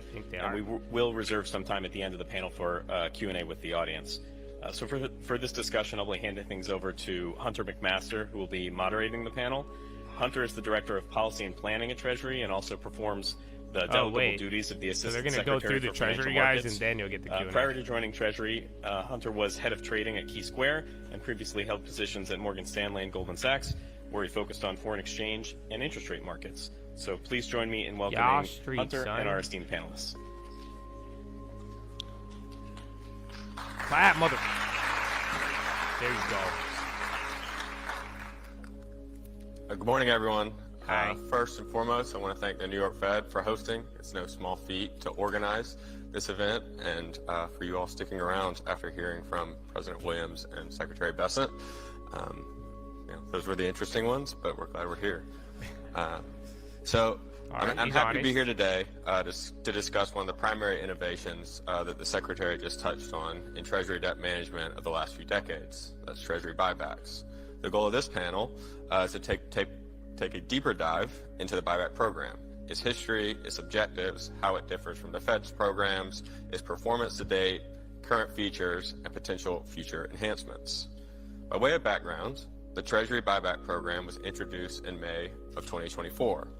The program aims to provide liquidity support for off-the-run Treasury securities, TIPS, and to improve Treasury's cash management. Liquidity support buybacks are intended to serve as an opportunity for investors to sell off-the-run Treasuries that may be lingering on their balance sheets. By freeing up balance sheet, intermediaries should be more willing to facilitate risk transfer, which should provide more liquidity broadly for the market. Even just knowing that Treasury buybacks are upcoming should make dealers I don't know if it's the more event yet, but yeah, to they're make down markets 5. for end They're at investors. 12. However, still got time. Treasury buyback should not be confused with QE or open market operations. Why? There are several important distinctions. Yeah. We've been clear from the outset that we are a price-sensitive It sounds like they're just making the BTFP a long-term plan. If an offer doesn't appear attractive based on market pricing or relative value, because they're saying they'll buy you the shit nobody wants that's lingering, held for as a result, open Treasury for may sale. sometimes purchase only a small portion of the maximum amount, or sometimes purchase nothing at all. The key driver being the quality of the offers. Treasury doesn't have objectives like influencing the overall level of rates or changing the maturity mix of debt outstanding. Instead, the goal is to provide holders of Treasuries an avenue to exit positions, free up balance sheet, and hopefully improve liquidity. It's an interesting plan if you're listening. Is SPY going lower? The other buyback objective is cash management. Treasury can use buybacks to reduce even the equal weight, volatility but of SPY is bill the one issuance leading the when way cash down. balance Equal weight's is still high. giving you support. Traditionally, I mean, Treasury, if a third to Treasury go handles negative, such now timing Russell went negative. mismatches Last between one on the cash table is inflows the and Dow. outflows by running the TGA higher or paying down bills. Buybacks give the Treasury a third tool to use excess cash to purchase coupon securities that are maturing in higher outflow periods over the next 2 years. In this way, buybacks reduce volatility in bill issuance and the TGA. Now, before I introduce the panelists, I want to run through some interesting numbers on the buyback program to date. Do it, Habibi. Since May 24, Treasury has bought back a total of $239 billion across all buybacks.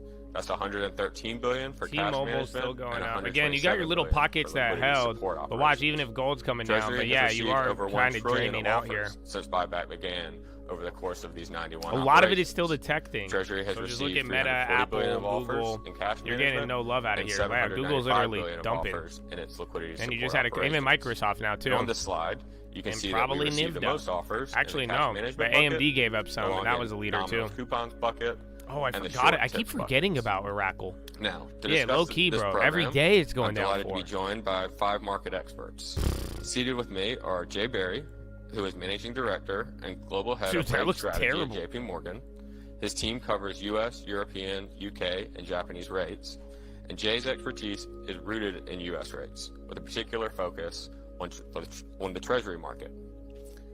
I have Rick Chan is here, who is a Managing Director and Portfolio Manager in PIMCO's No, Newport Beach TLT, I office, don't- I focusing mean, on global I hope we hedge could fund talk strategies long term, but and I relative think value you know, trading to keep a in lot of dollar you rates. safe, I hope you could understand. And then I have Dan I don't think TLT. Like, listen to this talk who is of the what they're Managing saying. Director and Global I don't Head think the of bonds US are going to Treasury move trading until there's at like a BMO real Capital big ass Markets, crisis. where he oversees the trading of Like, Treasury it has to be a securities real across the crisis curve to get while making TLT markets moving. in They longer want duration stability. bonds and strips. And And Scott Rofi, listen, who is Global Head of this Rates, guy don't. Macro, He's not even the and main Commodities Treasury Risk guy, at so Millennium. I'll mute him for a second.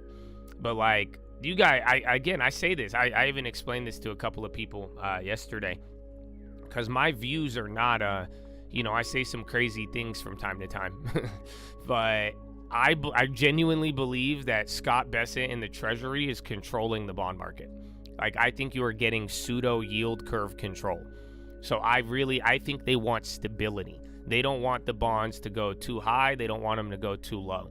So unless there is a damn crisis that changes this demand where everyone's rushing in and now they got to cut hundreds of basis points in a second, in a day, you know what I'm saying? Your TLT is not going to move at all. Like, look at bonds this year. Bonds have been incredibly stable out of nowhere. And look at all of the drama that we've had this year. That's not normal. That's not natural. That's why I keep telling you, private credit, That's what's getting cracked right now.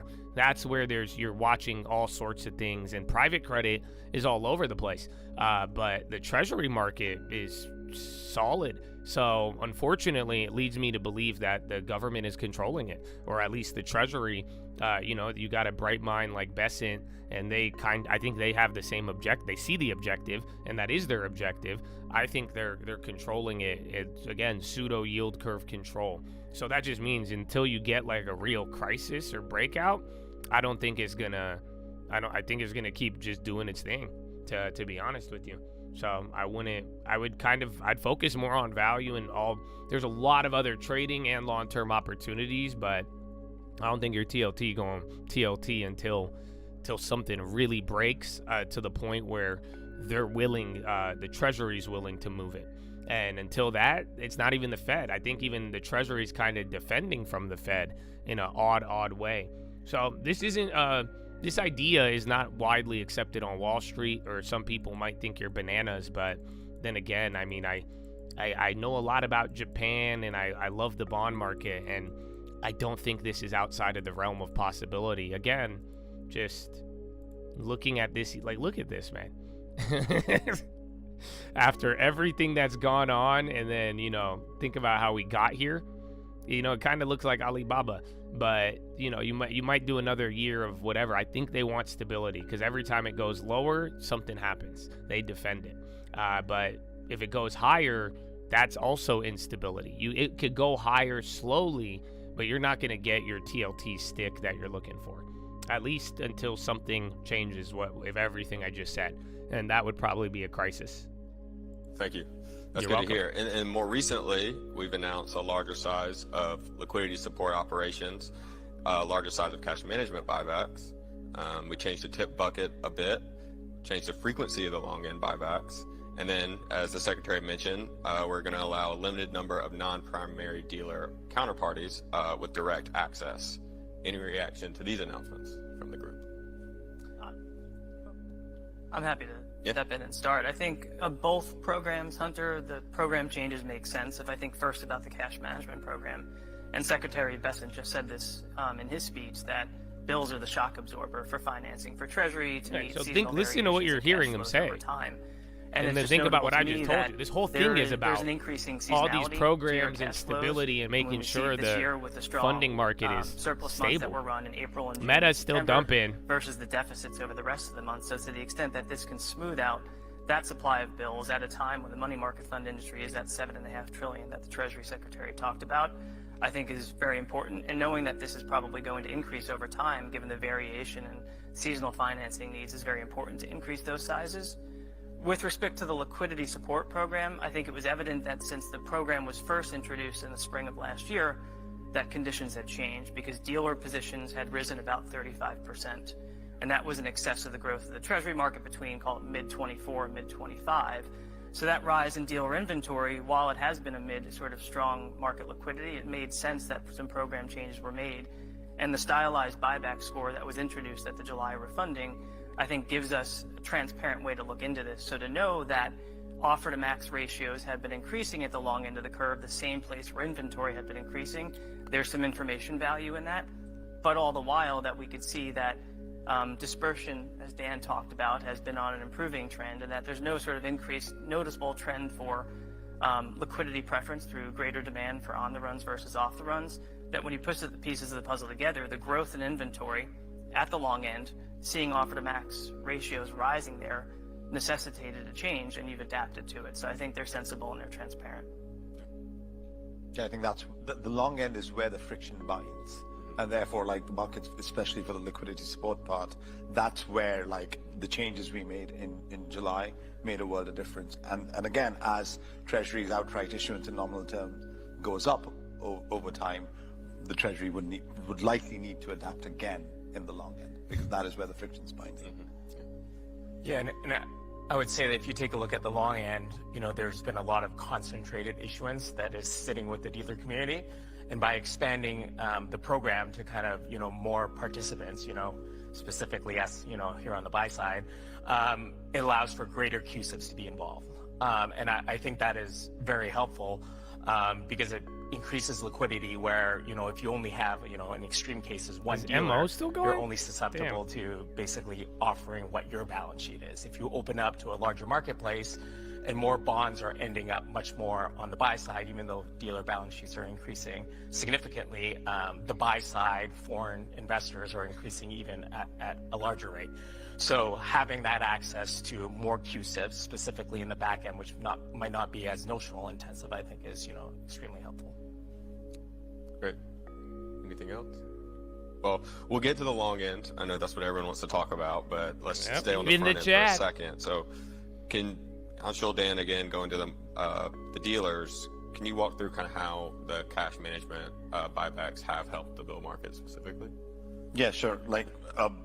The stats speak for themselves. The WAM of bill issuance has been much more stable. CMBs have been, volatility in the issuance of CMBs has gone down. TGA balances versus target, if you look at that spread, that's been much more stable. So it's a necessary, for the cash management buybacks, it was a necessary step for the Treasury to have this tool in their toolkit. So again, it's been very successful, but then the sizing of the program would likely need to keep pace with the issuance outright. I don't know if you'd agree. Yeah, I mean, I think we generally agree with that, and that the fact that it helps us manage our cash balances when we need to, and kind of make sure that we're taking the right and offlaying the right QSIP risk. It's also kind of helped smooth out some of the short cube curve and kind of made it a little more, a little more regular, a little more again, less dispersion. And I just think it's been a benefit for the market at current sizing and helps the dealer community, with the operations. It's the 12-month to 18-month sector where there is market segmentation. 5 years, get that long term. And they basically end up Amen, bro. Balance sheet. So if there's any tweaks to be made from our vantage point, it would be basically addressing. I have a good philo for you guys today. Great. We have a business part of philo. Okay, so now moving on to liquidity support operations. I hope all of you are there today. You actually got an hour and a half. Increased the frequency very recently. But so early. Going forward, do you think the program should be bigger? What are the pros and cons of going bigger? Keeping in mind that, we have to fund buybacks. So these are cash ops. So in that sense, if the size of any one buyback grew, then the duration that basically gets removed from the market goes up. So that needs to be a consideration.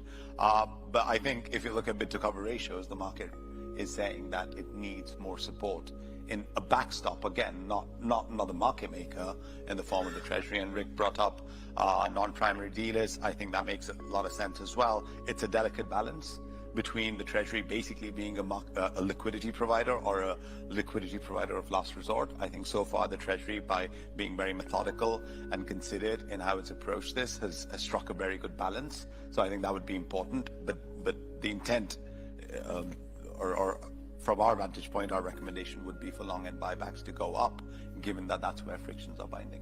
Yeah, you sort of got to see the market debate the point about size around the time of the July primary dealer survey and the third quarter refunding announcement. So as you mentioned, the size did go up. They all kind of sound the same. They all sound like, what's his name? Objective of the program. The new guy. Why do I keep blanking on his name today? It was sort of well within the range of what the market new Fed participants dude would have forecasted. Oh, why am I blanking? What's his name? Increase, but it wasn't Moran. Yeah, dude. I keep blanking. They all sound like Moran in a weird way. That's another piece of evidence that.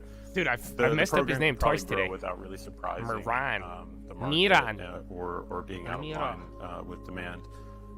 Jay mentioned the price-based metrics that people track as part of the scoring. That's also obviously factors in.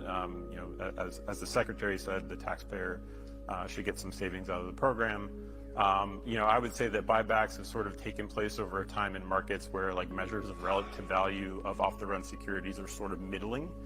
And so, as you go through inevitable ebbs and flows of those relative values, if prices change in such a way that shows that the market has more demand for off-the-run liquidity, I think that's something that could be responded to, in a regular way. Anshul mentioned the WAM. The Treasury Borrowing Advisory Committee did some work on showing various effects on the WAM for various sizes of the program. In its current calibration, plus or minus small changes is a pretty negligible annual effect. on the WAM relative to past historical standard deviations of changes in the WAM. So I think that's also supportive of some flexibility. This coffee, man. On the size. But as you said in the question, the other side of the ledger is obviously auctions. Auction sizes are an order of magnitude larger than any individual buyback, and so that's part of the health monitoring of how big the program. Okay, man, you haven't broken this setup from the morning. Wait till look healthy even in times of stress. Wait till Euro close, thankfully, which is now, or like 15 minutes after too. Yeah, equal weight went up a little bit. So if this starts getting to the highs, I would, your tech will probably keep doing its thing, but then focus on those individuals. And I guess Kenview moving up, that's event related. Yeah, Kenview. Keep eyes on that, and even KMB. On both the auction side of the ledger and the buyback side of the ledger, just by virtue of more participants having more demand for both programs. And I think that's something that Treasury can learn from as it evaluates that, and will go into thought processes about the future size of the program. Great. And sort of getting into the weeds, do you have a view on the expansion? Would you prefer frequency or just size of the program, or size of an individual operation? I think it'll be more helpful to basically maybe have the program be a little more granular. Rick mentioned that specific QSIPs matter a lot, so that will give more feedback, because right now we only get the stats by bucket. So the buckets were like broken down a little further, but you'd have more frequent programs, and then the overall size was greater through that process. Then I think it would give better feedback to the market. The market likes the Treasury being regular and predictable. We've, over the last year and a bit, the market's gotten very comfortable with the idea of like where you need to show an offer to get done on the buyback. That's very helpful for the market. The Treasury's, again, a backstop bid, not a firm bid at the market It kind of sounds like Satya that Nadella. clarity helps a lot. So I think Yo, you drive a Leaf, homeboy? The Treasury can expose. What kind of car you drive? The more granularity you can have, the more the QSIPs that, again, you have a lot more visibility than the rest of the market participants do, would basically inspire more confidence in the program. And adding non-primary dealers, as you and Rick both mentioned, again, makes a lot of sense. But again, considered slow move in that direction is what the market's looking for in my Well, wait till you get the Scott Besson Q&A. Okay, so this is like a panel of all the Treasury people. How, it's not really that important, but I mean, this is a big Fed speak day, and there's been some couple comments, but I don't know, given the nature of bonds and kind of some of my beliefs here, I think you could learn something. Yeah, I would say that, right now, for us to access the program, we have to do it by a dealer. And I think, one thing that's kind of, underappreciated is just the operational difficulty of auctions, buybacks, and just the, call it, the micro nature of executing treasuries. And I think for us, the difficulty, given all the regulations, if we were to go to any, one of my colleagues here, for us to access the buybacks requires a big, long lag. And when you're trying to rebalance real money portfolios where there are flows that come in and out of certain complexes into others, you have to transact in the market. And it's very difficult to do so because you're basically having an order that is not linked to the current price, upwards of 30 minutes ahead of the actual operation.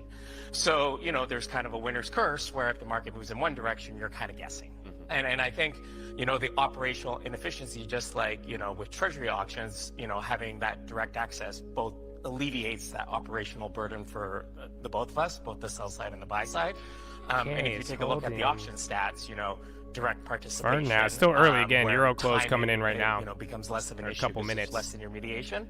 I think helps. But you're still doing the dance. So every time this goes up, equal weight shows out. So, but it's all led to this direction with equal weight holding. Dallas is up, not as much as earlier, but because if you take a look at the real money mutual fund model, if you put your money in one type of product and move it to the other, it requires transactions of off-the-run securities in order to kind of facilitate that cash movement. Yeah, I mean, the program is a multi-security, multi-price program, and so that just makes the operations even more challenging to, if people want to exhaust inventory flexibly across a number of different securities, maybe at different prices. Pfizer again too. Remember, I had a good melt day yesterday. It's actually getting a candle right now. Remember, Pfizer options are pretty hard to trade. And at some point, there's just a limit for how much you can handle for multiple clients and multiple securities at the same time. Obviously, technology helps there, but you need to safeguard and protect operations and make sure that everything is done precisely, and so that creates a need for some protection. I think the expansion of participants will cut through some of that and will provide maybe more confidence for the buy side to participate. I think maybe the only other point is in off-the-run securities, the pricing is very transparent, but the point of the program is liquidity, and along with need for liquidity goes potentially, especially if somebody wants to trade something in block size, that they may want to protect the information for the market, and that might be something that's currently a barrier for Cigna says it's working with Novo on changes in GLP-1 after deal. See. Well, we're kind of jumping ahead a bit, but as far as alleviating some of those concerns that you mentioned, as far as accessing the program, whether it's I'll call it a latency of the order, difficulties, do you have any enhancements in mind that Treasury could implement? I would say, I appreciate the complexities of the cash flows of a large end user organization in trying to access the buyback. But, for instance, at BMO, we try to make it very seamless for the customer. We've built tools that, a customer could give us an order either with their own outright level in mind or on a spread to the on the run.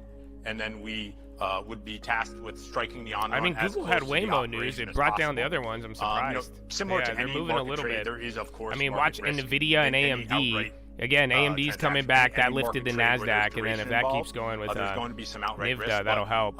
In general, we found that our counterparties trust our kind of take on the market and our strike of the market as close to 2 p.m. as possible. In terms of enhancements, maybe Meta announces plans for $1 billion data center in Wisconsin. Is that good or bad at this point? Everything is operationally sound, which in our experience it has been. The Fed trade system is very responsive and very kind of easy to use with the right tools.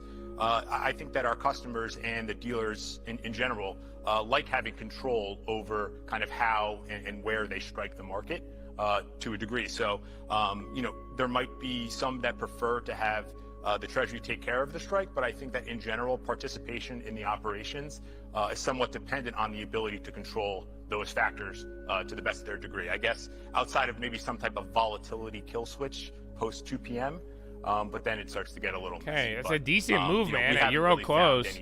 So again, you gapped up, sold off most of it, equal weight, SPY still back to green. Russell might go green right here. But yeah, so far, give it another 10-15 minutes, but for the client experience. It didn't stop the two gentlemen there to basically want to deal with you directly. The Q&A is going to be all the other dealers saying they've done the same. Okay, I'm going to go pee. I mean, I'll leave it unmuted. One idea if you is hear basically the flow. have Treasury do that, where, Treasury buys the off the run and then, sells the on the run, because essentially that's, in the end, that's kind of what happens, right? In order to kind of have one less step in the process, if somebody's trying to transform their portfolio into more liquidity, being a liquidity operation by, exchanging off the runs for on the runs directly helps kind of do that with less friction within the system. Yeah, no, this is feedback we've heard before, and I'll point out that this is something that would take us considerable time to implement, but something that we have to try to think about. I guess, Dan, as we try to think about going from a cash for securities to a switch facility, in your experience, what were the headaches around building that that you would be cognizant of? Yeah, I mean, listen, a switch facility, setting aside some of the exact funding cost and kind of the cost benefit analysis of the Treasury, that's not exactly my job, but I think that you would get a certain contingent of customers and dealers very willing to participate in a switch facility. However, again, I think that the ability to control either the strike or the ability to change the level or the ability to manage the resulting duration from that trade makes the program more attractive, right? Treasury has already benefited from the program in that the prevailing traded price are well below the market mid at the time, especially in the long end. So I think that, kind of if it's not necessarily broke, maybe don't fix it yet. I think that it's worked from a kind of, a level perspective and a balance sheet, turnover perspective. So, while some customers might prefer switch, I worry that it would scare more away or make it more difficult for some to submit, with knowing that they wouldn't have the other leg of the trade. Great. Okay, well, I want to pull up some stats for the long end bucket. If we can get them here. There we go. So market participants, as you all are well aware, that long end this whole time are gold well and silver. Oversubscribed. This slide on the screen They're right reiterating now the is Cygnus 10 to 20 year stuff, too. bucket. In a few minutes, I'll show the 20 to 30 year bucket. But the data show that total accepted offers in these sectors are highly concentrated among a small number of securities. So what might explain why certain securities are more aggressively offered, and why is this dynamic prevalent in the long end versus others? I'll give my view very briefly. Market segmentation. The long end was large. Essentially, if you're going back 15 years, long end was bought by the pension and insurance sector. But because of demographic changes and a whole host of things that transpired, especially on this side of the pandemic, the boomers basically went from being working towards retirement and actually having retired. They went from working towards retirement to no king, son. Funds and dealer can't retire yet. A lot more of the long end. And that is why the concentration of issues as the Treasury took up the sizes across the curve essentially meant that these market participants ended up owning a lot more of the long end. And that's why these dealers are much more acutely sensitive to price fluctuations, volatility in the market. They're all much more levered than pension and insurance companies are. And as a consequence, you see much more activity, and they basically end up being offered a lot more. I think the segmentation, but also the fact that the introduction of the 20-year new issue at a time when right after that issue sizes needed to increase, mean that you have some fairly large issue size bonds in the market. They happen to overlap in duration with another cluster of off-the-run 30-year bonds, and I think the long end in general has a property where the securities in sort of the center of they sort again, of that's one of those kind of like Micron AMD, not big tech, liquid, not small tech, but they've added a lot here today at the margin. Futures and the ultra long bond contract. There's a lot of duration space between the liquidity points, and so these bonds historically have vibrated with higher volatility outright and in relative value. And so that means that people who hold them, who have a desire to turn them over for one reason or another, might avail themselves of the program in larger size. And I think just to build on what Scott said, I think the sizing matters too, because if you look at the securities in the 10 to 20 year bucket, which have been the biggest participants in the operations, those are also the largest 20-year issues. I think if we remember when the 20-year was introduced, a lot of the guidance given was that maybe it should be sized somewhere between 75 and 80% of the 30-year bond. Instead, at onset, it was sized the same size as the 30-year bond. So those issues in the 2041 sector are unusually large, and I think that's why they have been the largest offers into the operations as well. All right, you getting some short-term upside here. Very similar points, but all right, man. Keep in mind some of those events, because again, you're getting a little wave of random ass names in the middle. But that doesn't get rid of the glut of off-the-run issues. Nearly 400 billion Thoughts of float on Circle's in 2040, business model. 2041. It's very 20 circular, issues, right? So because of that large float. Naturally, honestly, some bonds. I know they're one of the stablecoin providers, but I'm not too. I don't really care about them too much. Large amount of free float. I don't really take them as volatility like, comes down, as the market stabilizes in general. We're near multi-year lows in rates. I like Coinbase. The kind of highly levered community, as well as dealers, try to take advantage of those dislocations, right? So you're left with a concentration of those specific issues across dealer and hedge fund balance sheets. And I think because of the duration. The DV01 size of these long end ops and the relative anonymity from cleaning up large positions in one fell swoop, that becomes a very What? Azotó de la noche a la mañana. What? En los trílogos intentamos What the fuck? My bad. Yeah, they just cut it off. I don't know why. Dude, what? Where's our boy, bro? I wanted to get to the Q&A. All right, maybe we can't. Like I said, I only found like one feed on that. Oh, where was it? What's the date today? November 12th? Well, scoundrels. I like the word scoundrels. I feel like I've heard it a lot. Parallel prosperity strengthening the Treasury market. All right, man. Maybe until that comes back on. Bro, I like that.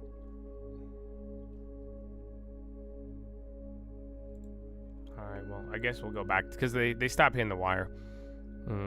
It was Spanish. I only had it on that was the only Spanish network that I saw with the live feed. That's why I was like, it's actually kind of hard to find. Okay, I secretly watch a lot of novellas. What do you want me to do? Ever since the King of Tulsa, I've been hooked. You have no idea. I love that show, bro.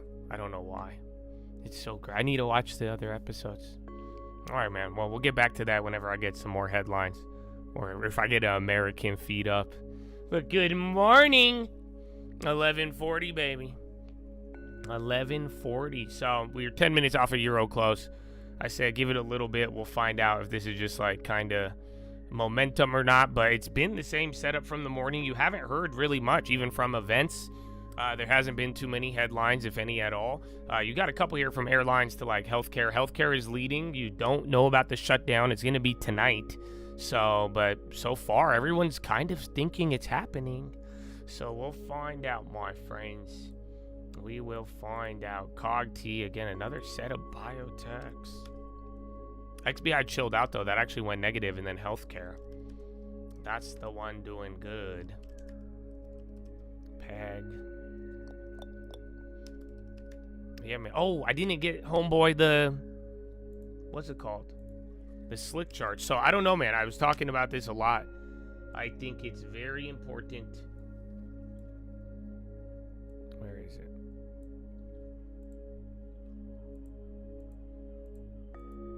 Why so many ads?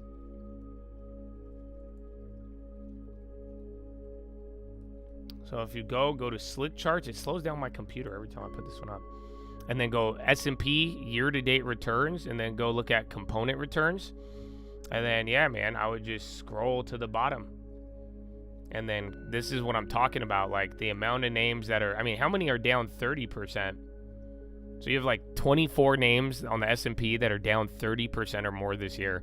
It's like 50-something that are down, like about 43 that are down more than 20%. And then like what? 10 to 20%, we're looking at almost 120, 140. So, yeah, man, this is a good place to start. Like I'm telling you, some of these names you guys even asked me about are some of the value that we already have. Like, we're probably going to buy it. If any of the good quality, you miss out on it, you're just going to revert back to the other stuff that we have. Because think about it. That's why we bought it. Because a lot of stuff was up at the time. And, you know, you didn't really have, you only had certain options. So, I like it, man. I do think they could go down. I mean, we're just talking a lot about the economy. People keep talking about affordability. What does the economy look like without the AI spend? And yeah, things aren't that great. So it does, and you've lived through this. Last time you lived through this was 2023, 2022, and you were able to get a lot of good deals on tech stocks. This time, I think it's these values and these staples. I know the ads on that. It was selling me Pepto-Bismol. All the ads on there was going after me. But yeah, it's cool. Also, I guess I'll support. I like it. You could get that chart in a lot of different areas. It's easily digestible. You have to watch Spanish novellas for college in Spanish? No way. It's your wife's B-Day tomorrow? Oh, well, tell us tomorrow, bro. Yeah. Get me a name too, because I wish somebody a happy birthday for their kid, and I had to call them by their username. So if I could be like, yo, Mrs. Karma Drone. So I don't know. It's up to you. But happy birthday. Long term. I'm telling you, bro. You hold the long term till your birthday. That's it. You get a dividend at the very least. I'm a big fan. It is a good day. It's a good day, a little underwhelming for now, but I don't think the day is over. It's only been about 2 hours and 10, but you are getting like you know, it's holding for now. I mean, at least the Dow is. I'm surprised the staple rotation is holding. You did get a little bit of tech involvement today. But here we are, my friends. Here we are. Dude, that coffee, man, that hit. It got me kind of hyped. I feel like I need to go pee again. And then I also need to poop. All right, man. Yeah, remind us tomorrow.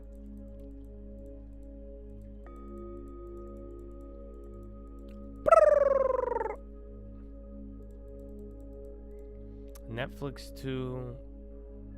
And Bond. So again, earlier during that speech, I mean, they're talking about their plans with the bond market, but then again, they did mention that issuances were not going to go up, or that, and then if they were going to kind of be gentle about it, as to not upset the market.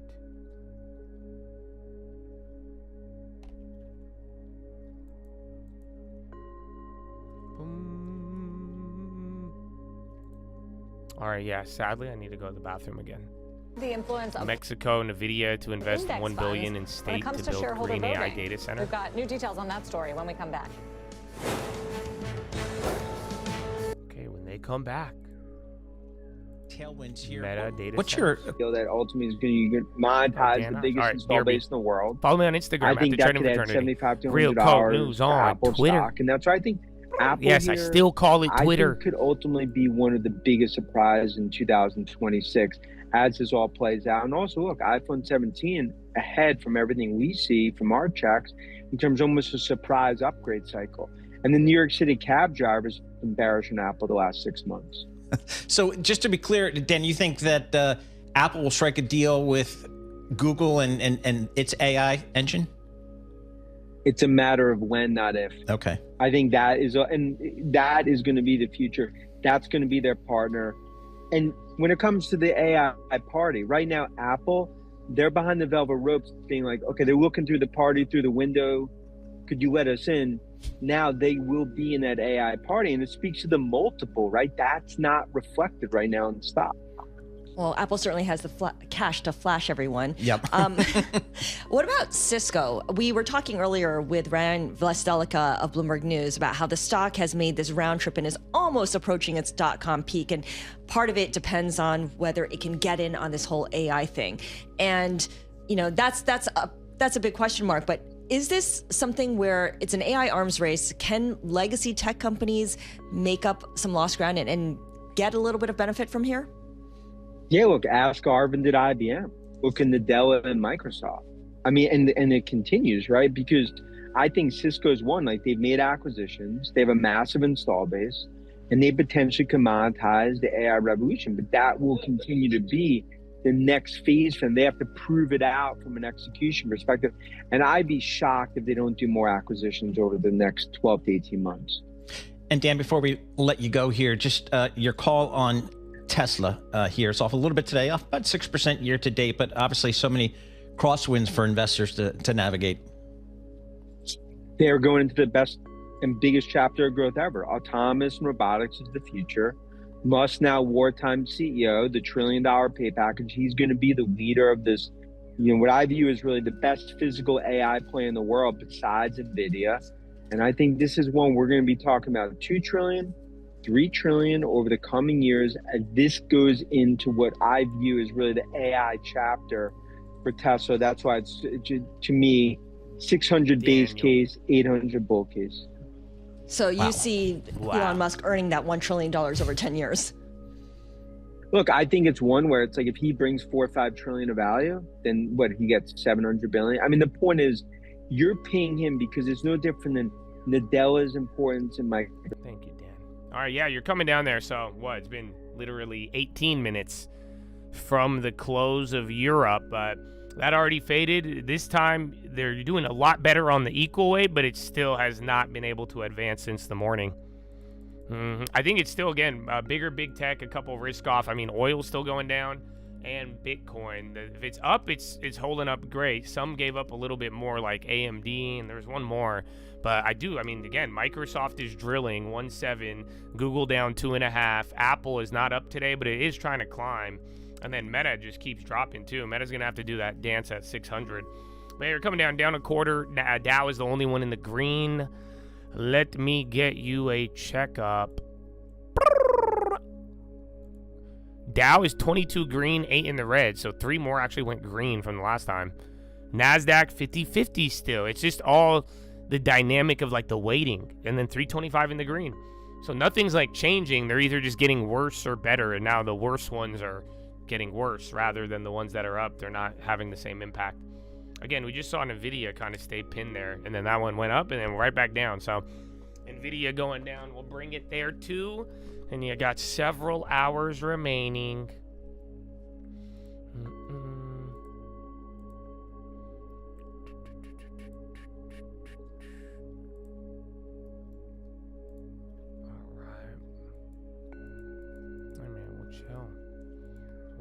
Chill. None of the events, man. Let me see. I'll go through the calendar again. What time are we at? We're at 11. So you're already going through the first set.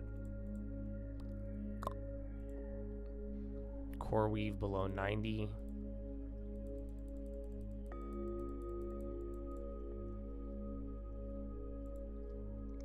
America.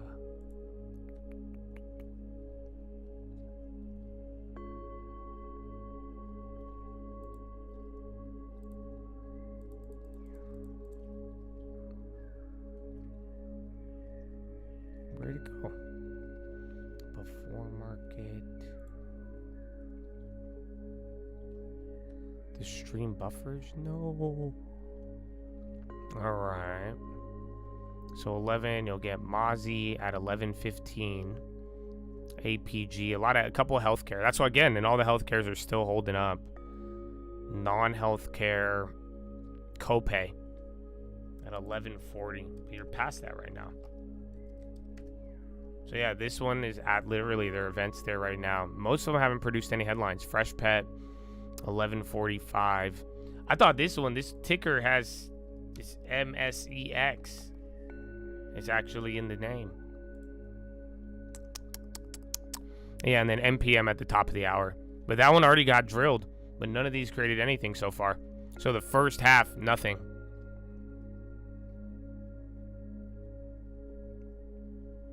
And then VIAV, it's just all biotech. All biotech, all healthcare. That has been the juice for the last 48 hours. Even specifically the last 2. Ba-da-ba-ba-ba. I'm in the coat.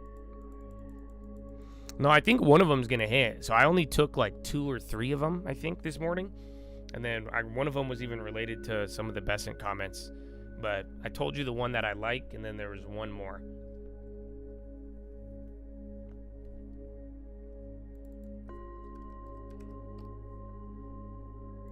Oh, there you go. Well, that one just took 20 cents. But we'll see if it holds. And then where's your boy China? AXP, MasterCard, Visa. Those are actually all chilling. Financials are great in the morning, and they're actually still holding up. I mean, a good day for bonds as well. And then silver and gold, you guys saw that one early. And that one's still going. And I don't know, some of you talking about when the shutdown ends, I really remember my initial idea was that I think the shutdown ending is more bearish than not. Even though the money comes back in, it's like last couple of times after the shutdown when things start moving around, that's kind of been the more of a adjustment period than not. Hood had nothing from them. Yeah, Hood was early. What was that? GLD was that? No, that volume was fake. All right, ladies and gentlemen. Well, God bless America. We got another hour till Philo. It's a beautiful day. The sun is out. I feel like the sun's coming up earlier now. JD on the low and Microsoft. Microsoft's weighing down heavily. I mean, if Apple came down, that wouldn't be good. Or again, if NVIDIA, that's going to take the SPY with it. You got a couple more data announcements too. NVIDIA, 1 billion in Mexico, and then 1 billion in your boy.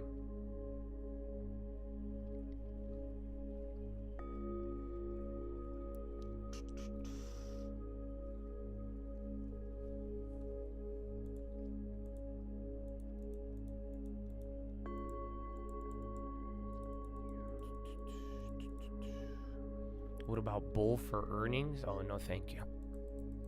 Thank you for keeping me in mind, though. Apple launches digital ID for iPhone and Apple Watch. Delta.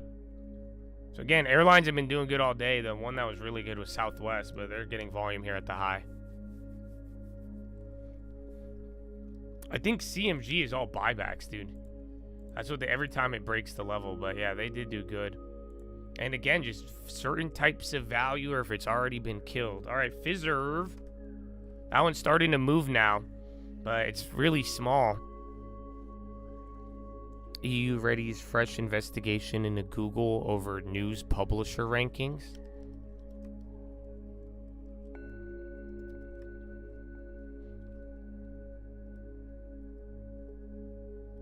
It's sunny by me, I think.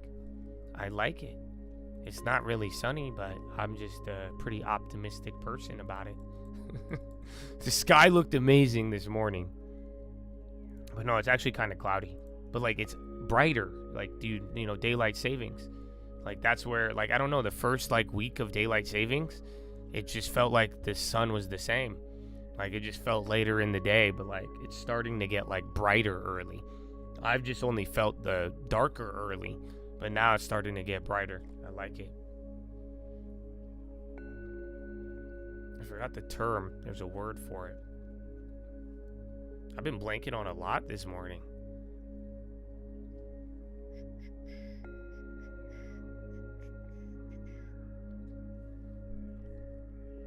Abaviacious as well. Again, most of the events from now to like 11, whatever, or 12, they were biotechs, and that went up, even though XPI ended up coming down. A lot of them are still kind of going individually, and Netflix.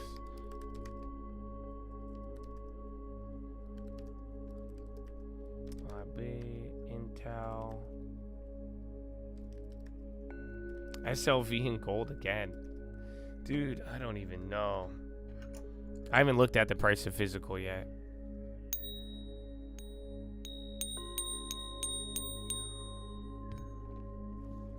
Man, you'll find out in a couple days whether or not that's going to be ISRG on the low. Weren't they up? I don't think they're at an event, but that's moving. But yeah, I think we'll find out in a couple days, maybe a week tops, in terms of what this gold silver move means for everything.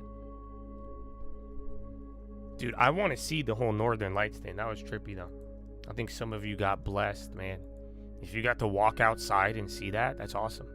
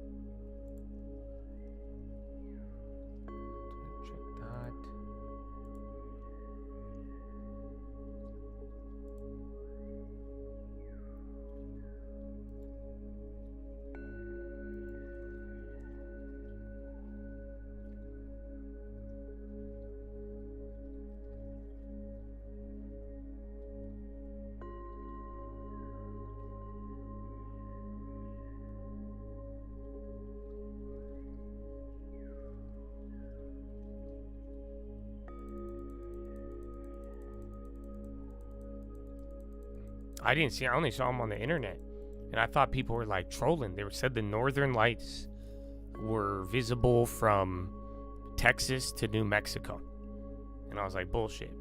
And then I saw, and then you guys were like, yeah, I went outside. So it's crazy. But then the sky looked cool, but that was about it. I didn't see no Northern Lights. If you put in a formal offer on a house, but other retailer is not showing it, what do you mean? He doesn't. They have to show it. So like it's against the law to not present an offer.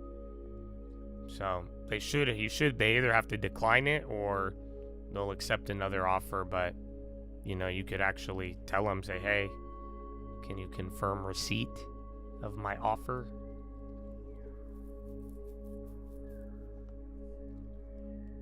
Wait, was that it? Is the Northern Lights a solar flare? Is our AGI getting done before it even starts? Spectrum, SPB, a little pop. It's actually not even that big. And then a lot of gold type of plays are still going now. Not only just like commodities, but miners. SCWO earnings? No, I don't think the earnings matters for that play. But it could be a catalyst for up or down, but that voting is key. And they do want that thing at $1. That's kind of their whole game plan.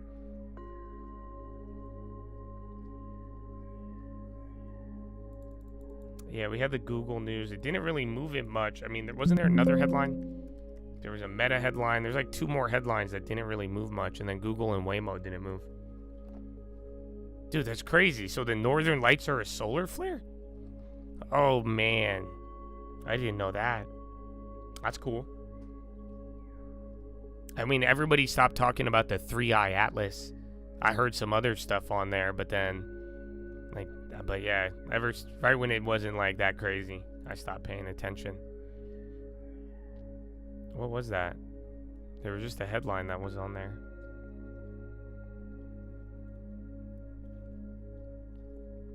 The Gaza war has been a big business for U.S. companies.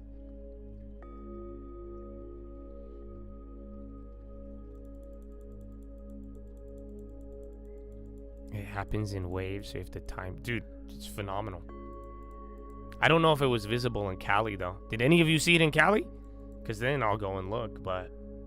I told you, bro, I saw my first shooting star when we were with the Chad at the farm. It was crazy. We were just talking, chilling, bro, and then... I've never, like, seen of, like... And it was, like, it lasted for a long time. It was very, like, visible.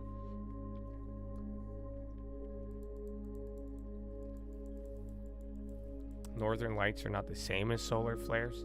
They're caused by solar flares and the particles. This is why I could never be an astronaut. Did I wish? No, I didn't. I probably would have wished for long term. I mean, like, I wish the Chad gets a long term and holds it for 10 years. Because I told you, like, there's a view from the farm. And, like, it's crazy, like mountain, water view. It's nice. But then, like, my problem is, like, I keep seeing the market. And it reminded me of stagflation. Like, when you look at the mountains, it looks like a 10-year chart. And then it tops out. And then it turns into stagflation. Because you have, like, a whole 360 view. But then the whole mountain looked like a chart. It's crazy. It really is crazy. But then I told them, and they saw it. They saw what I saw. But then I'm like, you can't look at the mountains the same now. I know, I'm sorry. It did look like that, though. I would say it's a real estate, man. Real estate.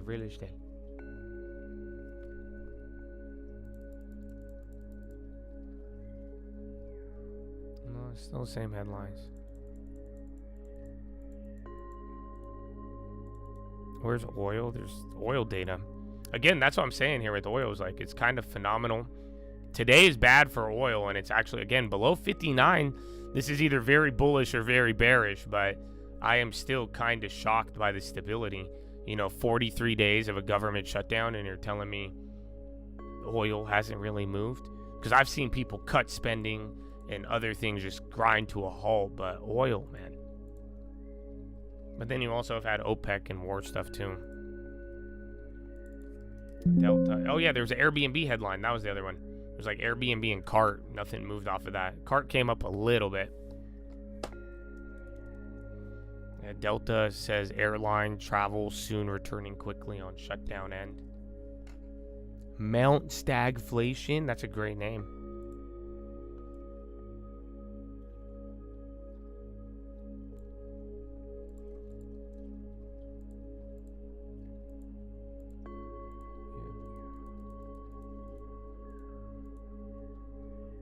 I think you're gonna be chill till it wakes up.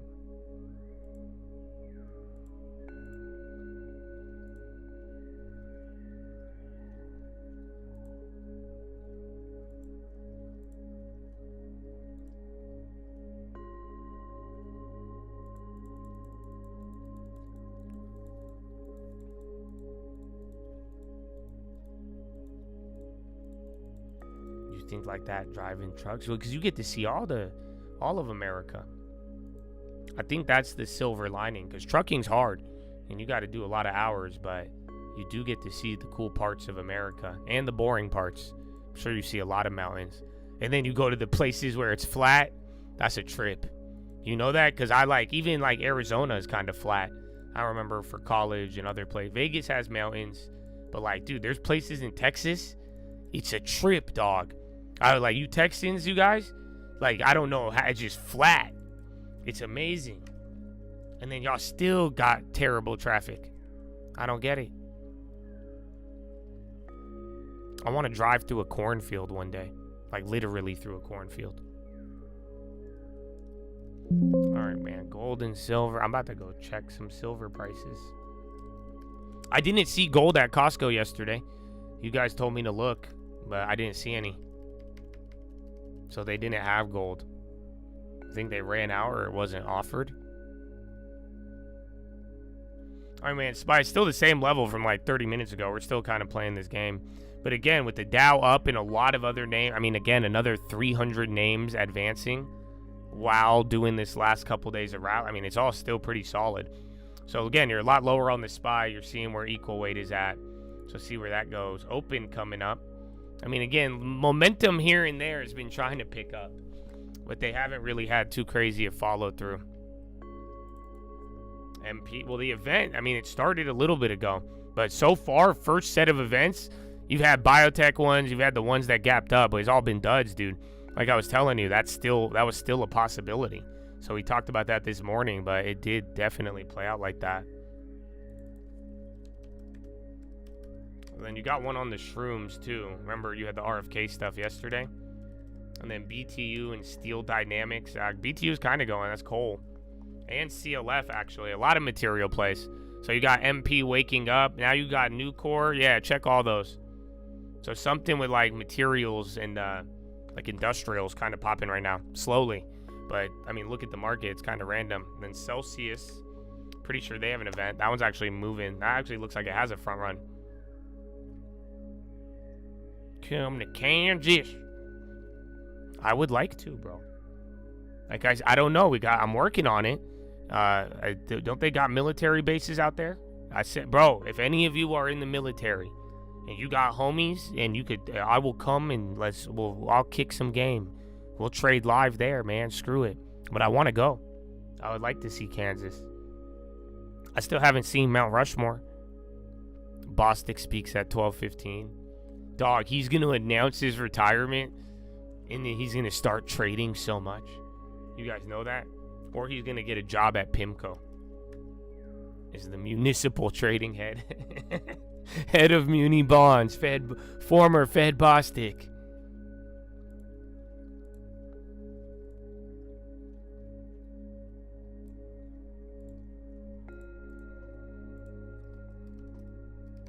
Pfizer's going up again, but that's just been, again, very bad with options, but slowly melting stock-wise.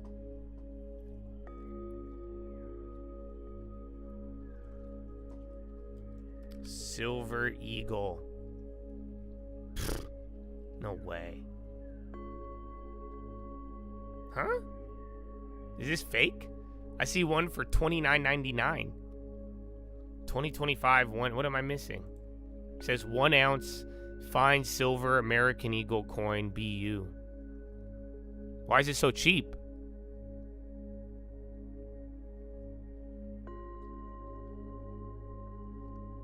It says BU gift. This has to be a scam, right? What's a coin BU? It's supposed to be bullion, but this is too cheap. I see one that says dollar coin for $8.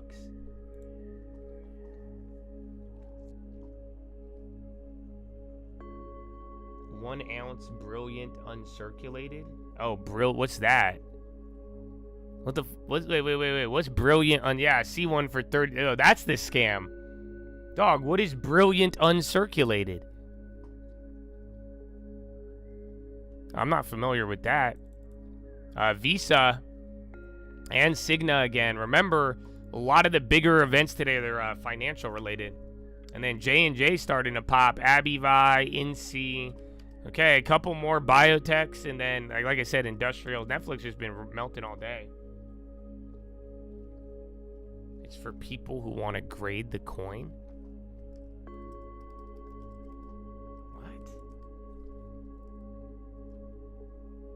What do you think of Burry's short positions? I just love him, but I don't really like. I remember I started just not caring about Burry, like not in like a disrespectful way, but I just wasn't like.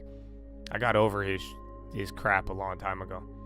It just I think he's a good I think he's a smart guy. In an odd way, like I've realized this myself, because I used to like shorting everything. I'm really like, I even do very good in real volatility.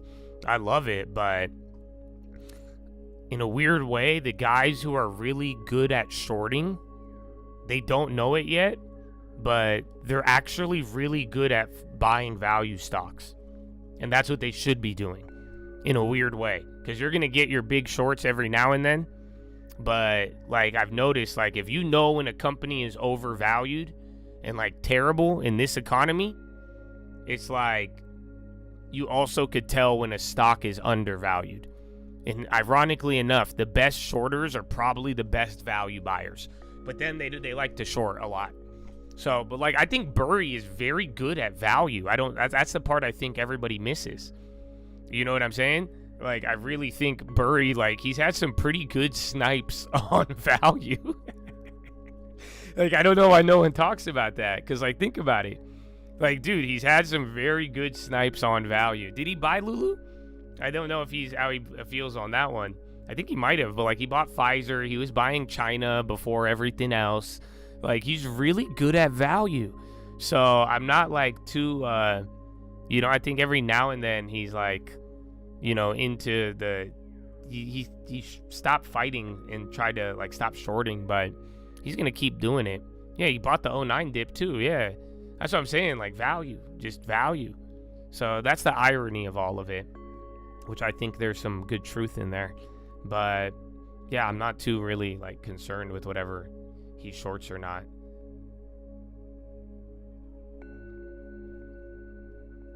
Yeah, look at it. Go look at his record and go look at what he buys, not what he shorts. And don't look at the puts he buys.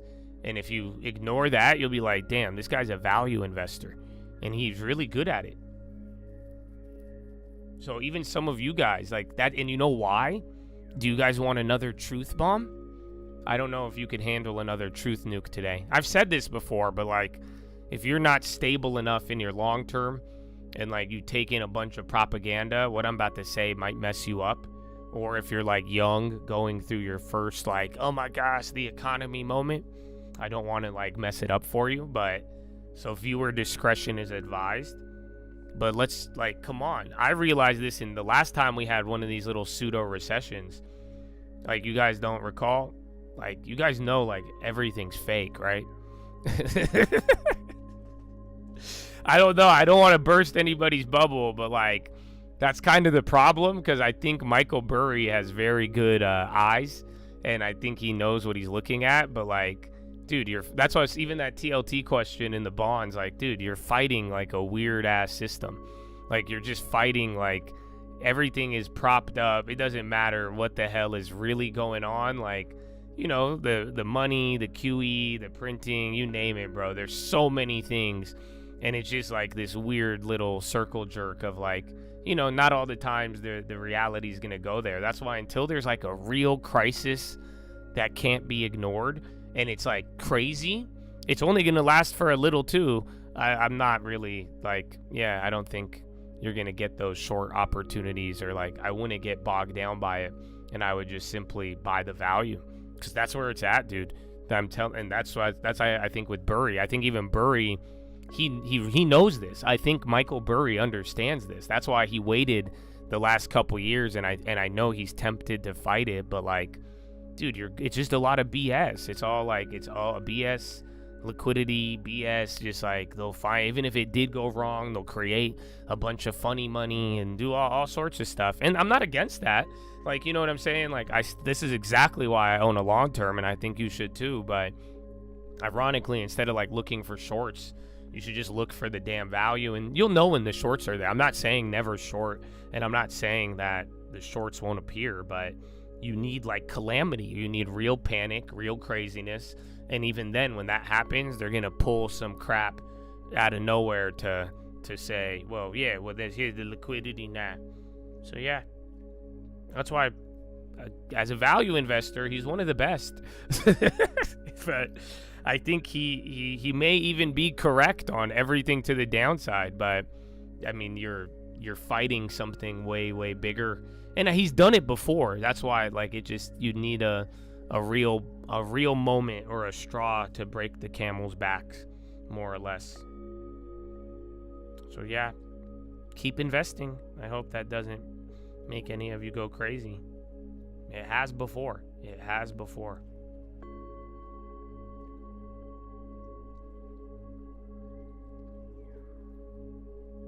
He did allude to it, and then he did the Palantir thing. So yeah.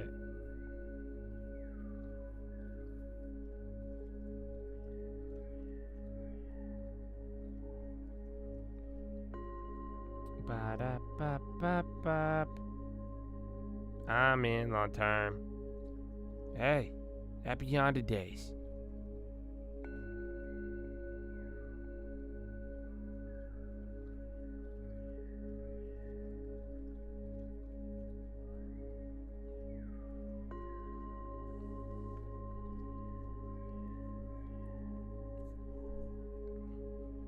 The Labubu, they got a Labubu iPhone? That's insane.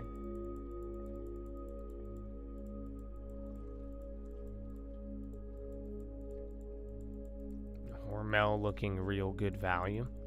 So don't turn into a pumper, but like what I've been trying to, I've said it many times, there's like a lot of really good value like right now. So I wouldn't limit yourself to Hormel, but maybe Hormel's the one for your portfolio. But holy crap, dude, there is so much value right now that, oh, it's gorgeous. Oh, Hershey's. But yeah, there is value, man. There is value. And that's why it's like, you know, you even have value that we already own, and if you miss out on it, you'll get there. But other than that, yeah, the value exists, brother. Fiserv, it looks so much bigger on the high ticker than it's nothing.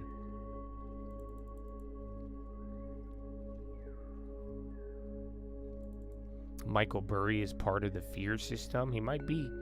But like, that's why I'm telling you. I mean, I've told you guys for a while, just like kind of ignore the, oh my gosh, the market's gonna crash, Michael Burry.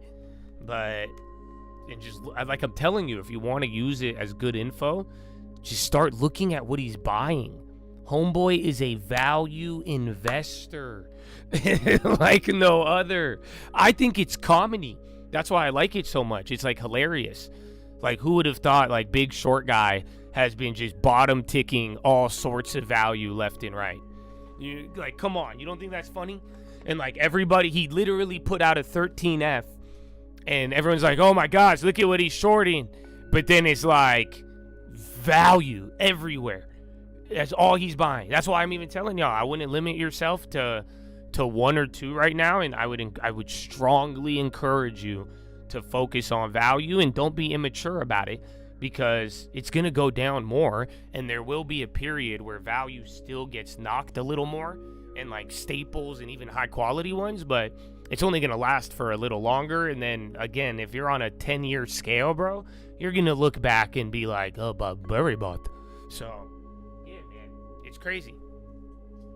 He did say he wasn't short. I mean, yeah, maybe he's just hedging it all.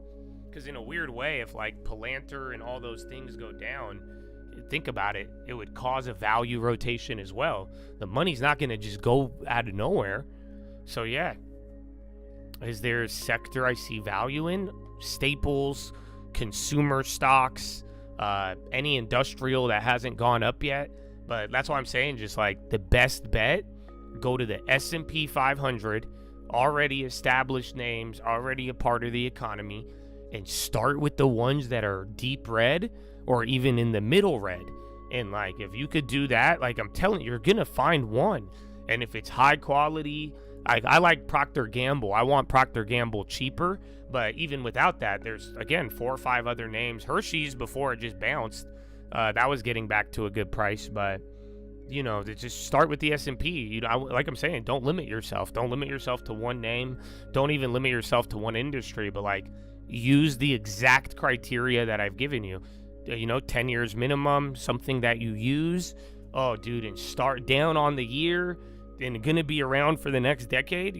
If you really can, like, take a step back, you're already in your field of diamonds, my brother. It's there. And again, if it gets even worse, awesome, because at this point it's already done so much that, like, yeah, what's this, SBH, Sally Beauty Supply? Oh, I remember Sally. Dog, my sister and mom I had to go with them to this place. I hate it, honestly, but, like, I love it. Y'all know Sally Beauty Supply? Is Sally still popping? Ladies, do y'all go to Sally Beauty Supply still? I remember this was popping back in the day. I felt like it was the pick and save of makeup. This was the original Ulta. No, it's nothing like Claire's. It's like you could buy, like, even hair salons, and, like, they go and, like, they buy stuff from there. It's like Ulta. It's like a ghetto Ulta, I feel like. I mean, again, I grew up in Sally Beauty Supply with all my sisters, bro, even my mom, everything, the hair products, makeup, everything. You go for your curl activator? Oh, well, look at that. I need one. Yeah, bro, Sally Beauty, that's interesting. This is kind of old. It's not, like, modernized. I don't know how well they've done. They did good in 2020s, it looked like. But this thing's been around my whole life. Sally Beauty. I prefer Ulta still, but that's interesting. It's moving. I don't know. I don't know much about it, like, beyond the company. I haven't followed it, but maybe that's a buyout.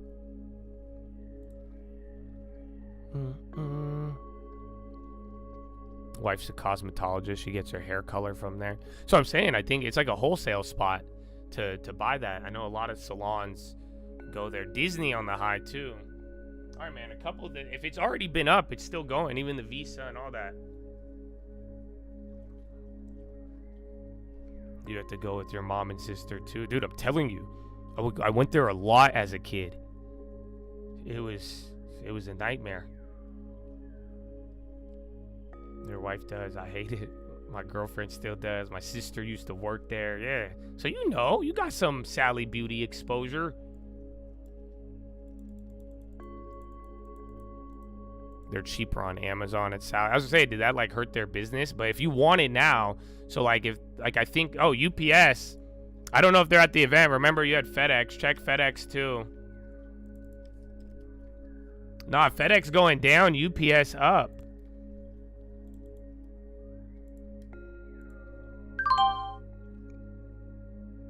That feel good?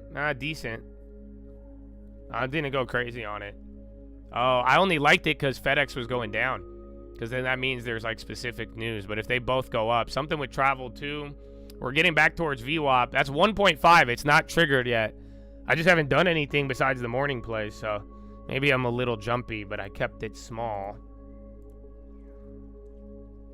I don't see anything yet. Like I said, though, I don't think they're at an event. I'll double check. But if we can't get a headline in a couple minutes and it runs, you'll know.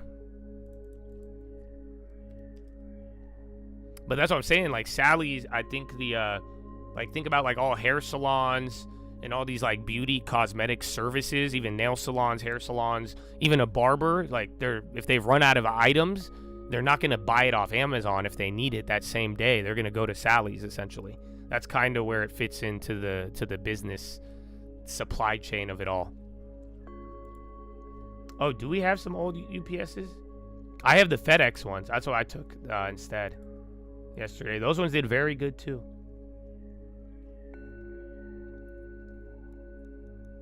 Sipping on some Fizzerve. I think it might be a dud, dog. Celsius too. I think they were at the event.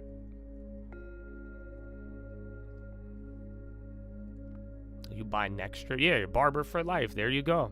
That's what I'm saying. So I don't know, man. I think a lot of you actually knew about Sally's. I was asking y'all if y'all remember it. I think y'all still know it. Maybe it's up. It's up though. I don't like it when it's up. But if that ever came down, if especially if all the other cosmetic stuff goes, that could always be something.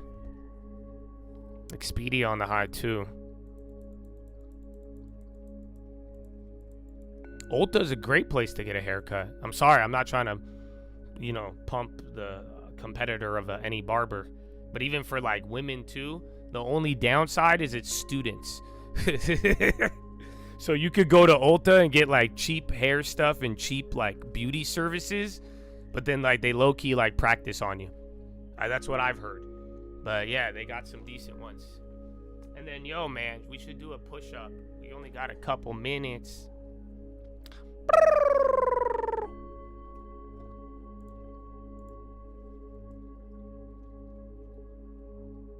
Enormous cash now drained a lot of those cash positions. And again, I'm speaking with a broad brush. I know that there are idiosyncrasies. APLD, it's been down all day. They've come down because bit. They've spent. The hyperscalers are still sitting on mountains of money. Let's not act like they spent it all the way down. Agreed. All the hyperscalers. Sitting on it, yes. But then why do they need debt if they're sitting on the cash? It's cheap enough. I don't know. Yeah, Pfizer keeps moving. It's in line with all these other healthcare this stuff. This is not even necessarily just those a warning options sign don't really that there's more move. Debt. Unless you got into money. If we start having more debt in the system, in these stocks, in these particular names that the entire economy is looking at, that the entire stock market is looking at, then we have to pay more attention going forward. Scott, to your point, this isn't a today problem. Going forward on and credit Disney spreads, still, that on one's melting CDX, as well. On everything that the debt market will tell us about when and where the stress may begin. Spreads have widened by I because haven't got a haircut in like probably 6 years. Spread the hyperscaler. And then my hair just started naturally cutting itself. You know that? It's crazy. It may not be the hairstyle I chose, but my hair now sheds automatically. It's amazing. A lot of debt. It's cool. It's like it looked like a horseshoe. I got a horseshoe and a Jerry curl, dog. I don't know if you've ever seen this hairstyle. I look like I'm from the 80s. I'm getting mad though. Mother effers is copying me. You know what I'm saying? I'm like, what? It's insane. No, bro, I'm totally. I wanted like, dude, you guys, I wanted like, I'm not. I'm about to start wearing suits and shit. You know that? I'm about to start. I'm gonna get like, I need to go get like trimmed up. I'm gonna start changing. I'm like, no. They jacked my style, bro.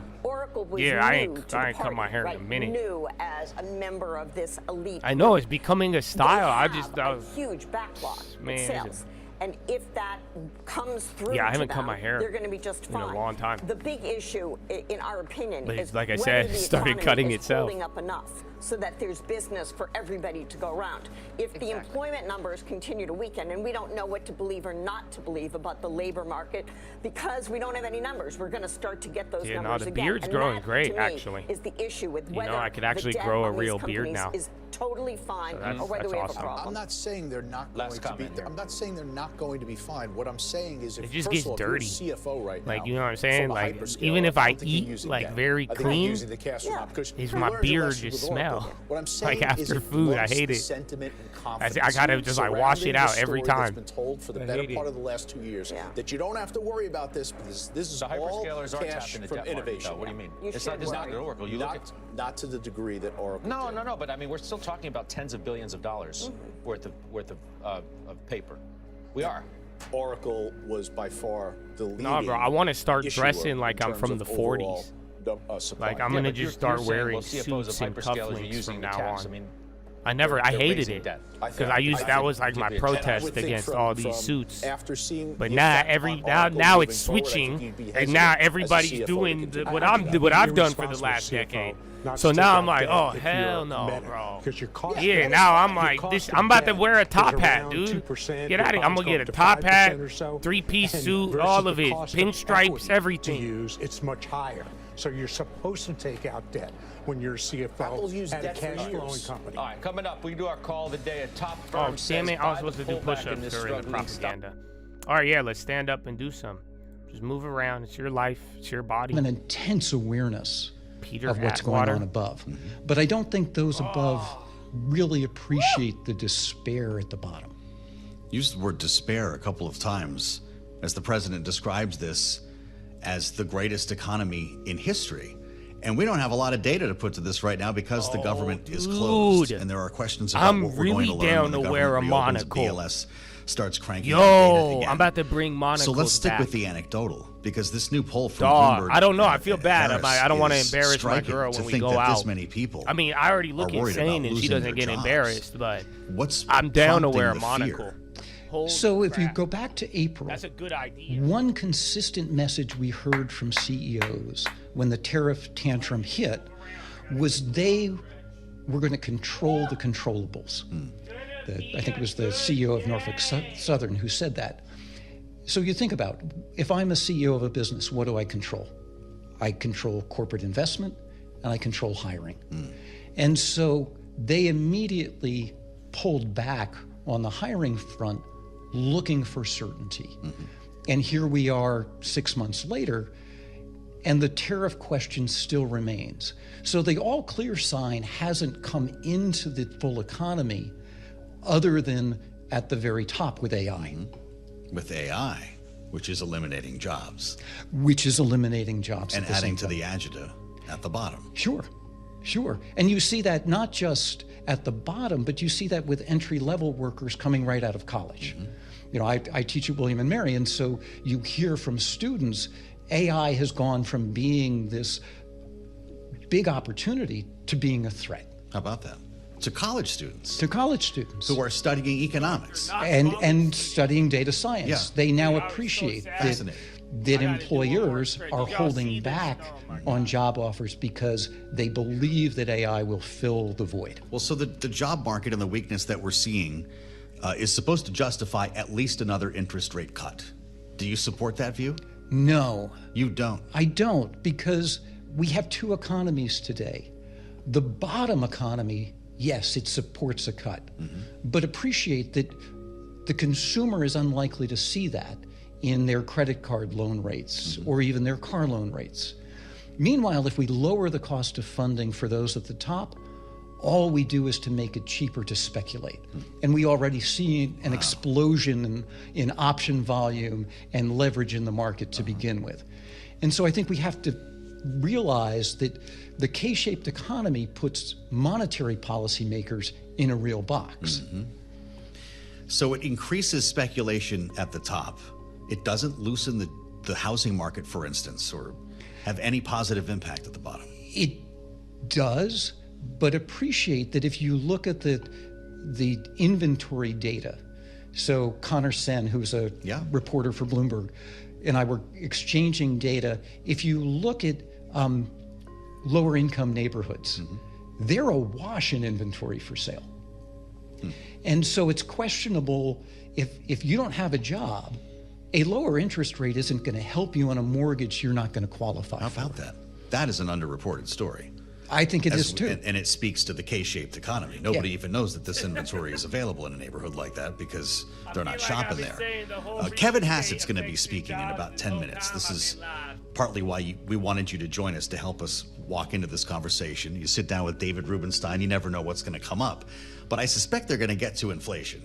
And this idea that tariffs are not inflationary, which the administration has spoken to at length, and we've heard from everybody from Kevin Hassett to Joe Lavorgna on this program, Scott Bessent, have diligently made that case. And they say, well, it's a one-time shift in pricing, and we need tariffs on a national security level. What does that mean if you're on the wrong side of the K? Economists spend an awful lot of time talking about annual changes in inflation, and it drives me nuts because the consumer eats the cumulative effect. And if you look at the cumulative effect, particularly on food prices since COVID, it's a staggering number, particularly for those at the bottom. And inflation is not just an economic experience for those at the bottom, it's a psychological one, and is on top of other ways they already feel vulnerable. So as much, I don't pay a lot of attention to whether tariffs will be inflationary or not. I see the impact already in the data on how people feel. Got it. There's an argument, however, between hard data and anecdotal data that this White House has used to make its argument. When do we start seeing CPI jumping off the charts the way so many predicted?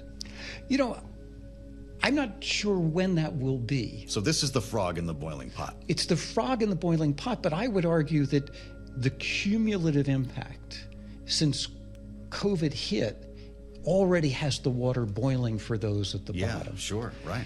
And well, I mean, did that sound familiar when I remember? Income. They don't a lot of have people the already asked me savings about when to be real able to estate's afford going to that. come down. And I think you really saw that with all of the SNAP until the benefit. job market drops, real estate's going to stay. Anxiety.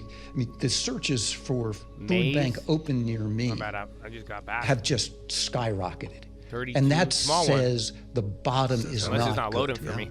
What happens if the president sends $2,000 checks to everybody? The pocket dividend. Maybe the ones after lunch might go nuts. You know, on the surface, that looks great. But let's look at the COVID experience with what happened. We know about getting checks. They flow through the lower consumer to the lower consumer's lender. It helps them to become more current on their auto loan. It helps them to become current on their credit card loan. And people at the top just save it? And people at the top just save it. And that's not growth. No, and for the bottom, they're a conduit. They're not in a position to create savings out of this. And we've hollowed out enough of the middle class that it becomes really concentrated savings among those at the top. This is really instructive because when the consumer gives up, that's when the economy gives up. Do you see a recession in the next year? No, what's so interesting is I refer to our current economy as a Jenga tower. It's top heavy. Yeah. And so the bottom economy is already in recession. Those blocks are being pulled out left and right. At the top, it's booming. And so I care less about what happens to economic growth at the bottom today than I do at the top. We like to joke that the markets are not the economy. Yeah. But we've reached a point where the economy now is the markets. Wow. And so what happens to the financial markets is likely to have a supersized experience on what we see in terms of economic growth. Well, now I'm starting to get scared because you look at that column about the so-called Nvidia state in the Atlantic recently, or you consider what happened yesterday is just CoreWeave had a little sniffle and the market had a very nervous reaction. This idea of circular investing or a house of cards that is the AI race, and I'm not calling it that, by the way, but a lot of people are growing concerned that there's very little propping up this economy. But the circularity is bigger than that because it flows all through those at the top.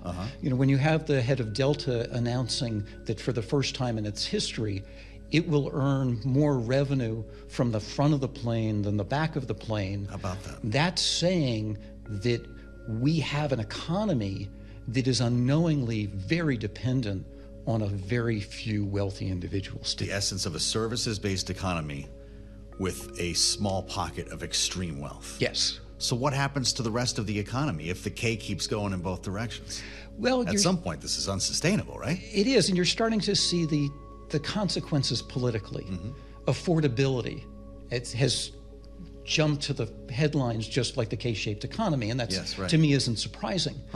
But what it says is there is a potential, and I think we saw this with the election in New York City, that voters move not left or right, but move down.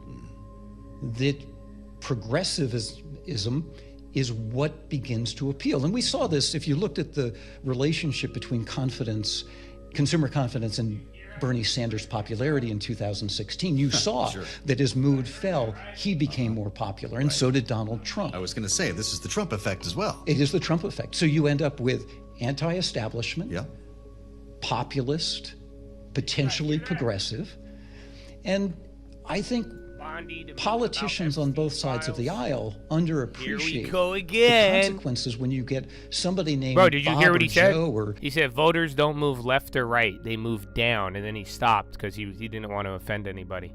He knew he's on TV. The bottom is purple. I like and this, I think both parties like he to actually said suggest some good it's stuff. one I don't or the agree with other. all of No, it, but it's I mean, he is purple. talking about what I've And been telling you this whole increasingly morning. It's even more It's just like, yeah, there because is of a the rage recession at that the is bottom. felt. Wow. So There you could is. extend that. There's no, it's just like 2023. To believe or suggest all the rich that- people are rich that still.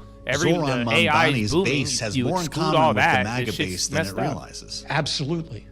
And Is that how we reconcile this gap? It means down by socialism. That's why That's why he stopped himself. He didn't want to say it. And it's not alone. So you move down. You're not left, not right. You're going down. Those who are young and unemployed are excited by this. At the same time, it will have Peter appeal Atwater, to those Financial at the Insights bottom, president. left and right, because in many ways they now feel betrayed by our two establishment parties. One of the most disheartening things for me is I'm not opposed. I think he'll stop himself from telling you all the truth, but I agree with him on more stuff than not. I think you could get some objective info. And you're ripping now. Or coming back up, at least on the SPY, see who's the leader. This time, they're kind of matching up, but you might do it again. I'm still, my money's still on the staples. We're going to be hearing, now, I guess, momentarily from Kevin Hassett. If this goes up too much, it might leave the equal in the dust. Everyone's calling you Or right you're just going now. to come back to VWAP. You didn't put out a news release or hire an agent. Everyone realized that this K-shaped economy was something that we need to address once again. Yes, I think this is a tipping point. This is like Tom Hanks getting COVID, where suddenly the crowd went from not being concerned to being It's just like, I feel you, bro. Tom Hanks getting COVID, you don't remember? Yeah. So right when Mel Hanks, bro. Tom Gibson. Y'all don't remember? Cautions to me. And we were like, oh, it's real. Great. They got and Tom. The question is, how does it close? And I would encourage those in policy making to think thoughtfully about that, because if they fail to do that, we know that shared despair leads people to come together across history. This is fantastic. I can't thank you enough for coming in. No, I appreciate it's it. Great to see you, great to meet you, and I'm flattered that you listen to Balance of Power. Let's keep this talk going. If we can ever wrest him away from all the other programs, this man's in high demand. Peter Atwater, thank you so much for being on Bloomberg. I'm Joe Matthew in Washington. Let's go. All right, Joe Matthew in Washington. Thank you. Thank you. No, that was nice. I mean, it's true. I mean, a lot of it, that's what I'm saying. And then I think the housing stuff, that's where it's like, we've known that already. But even then, that's exactly what I'm saying. With value, you're already in a recession in some areas. And like, it shows up in a lot of the stocks. That's why, but then the market's booming, but then your everyday, again, all of you who did not get a long-term, you're going to feel it differently. And even then, your long-term is not like, that's your assets. It's not like you're going to use that for spending and all. You shouldn't. And then if you are, that means something happened.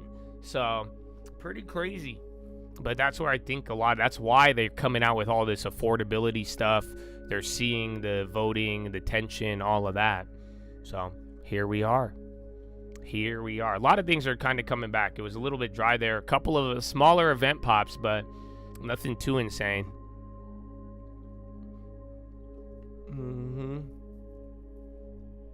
It does play into the most hated rally.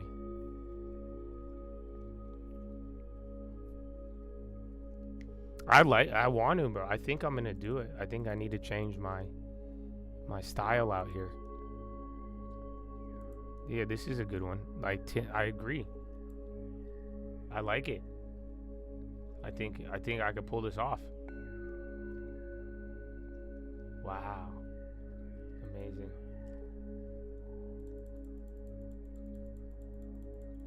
I need a monocle. I'm gonna try to work the monocle in, and then we'll see.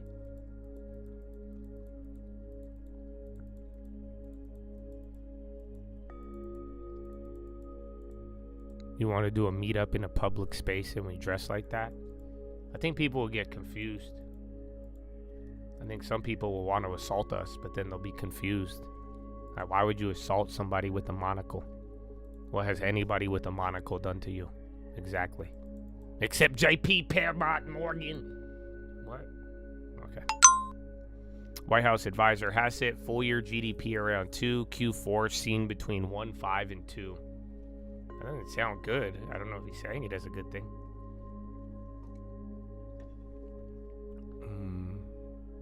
With 2 monocles? Isn't that just glasses? Correct me if I'm wrong. Isn't that that's no longer mono? Is it? Isn't that a binocular? Isn't that bifocals? Right?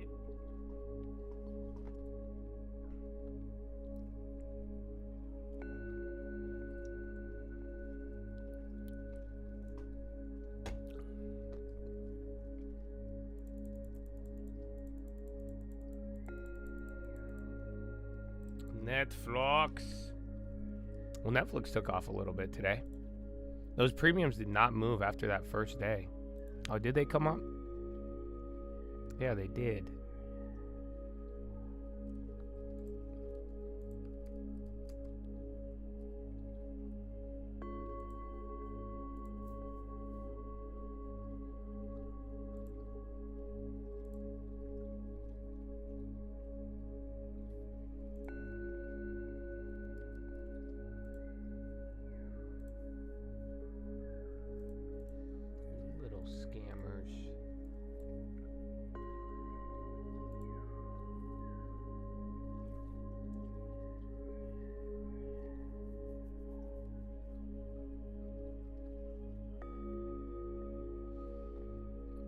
I agreed with the 2 Fed meetings on rate cuts.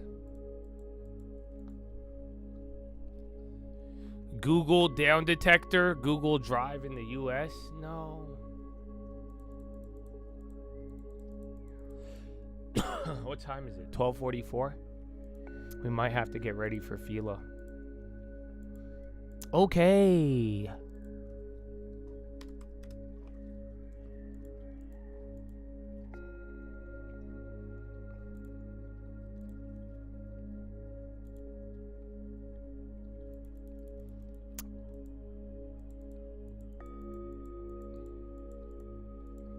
I carry an ounce of silver with me at all times, per the Chad directive.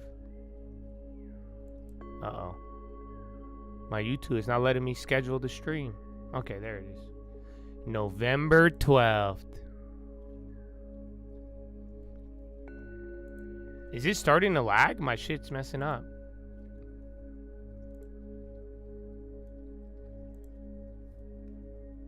Yeah, you don't know to keep an ounce of silver on you? You don't know if anything happens?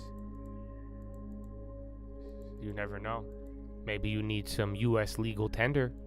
Maybe you encounter a vampire. Or somebody in Congress. But yeah, man. No, it's a joke. You guys know I'm being sarcastic, right? Chad said that once, and it stuck with us.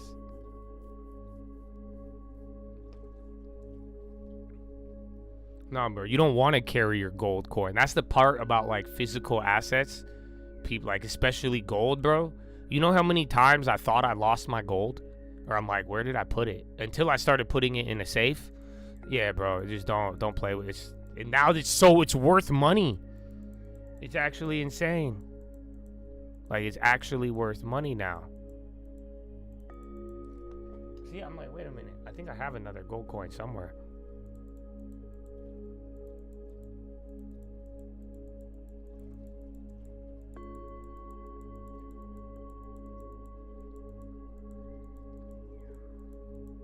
About selling collectibles. He has 400,000 in cards. I mean, you just get them graded and then eBay. But make sure they're legit. That was like one of the big scandals not too long ago. Yeah, eBay and Pepsi. Speak of the devil.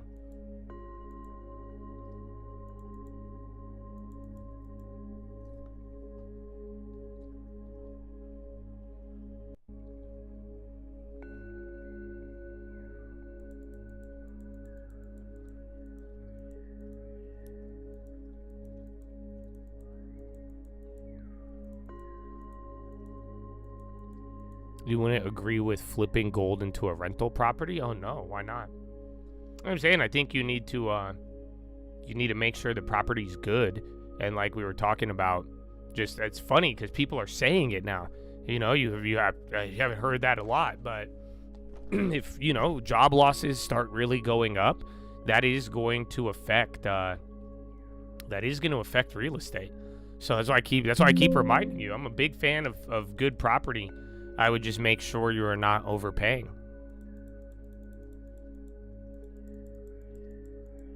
And that's why too, like even right now, it's like the market, it's all depends on your area.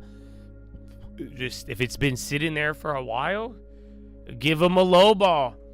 I'm a big fan of low balls, and you'll be surprised what you'll actually get.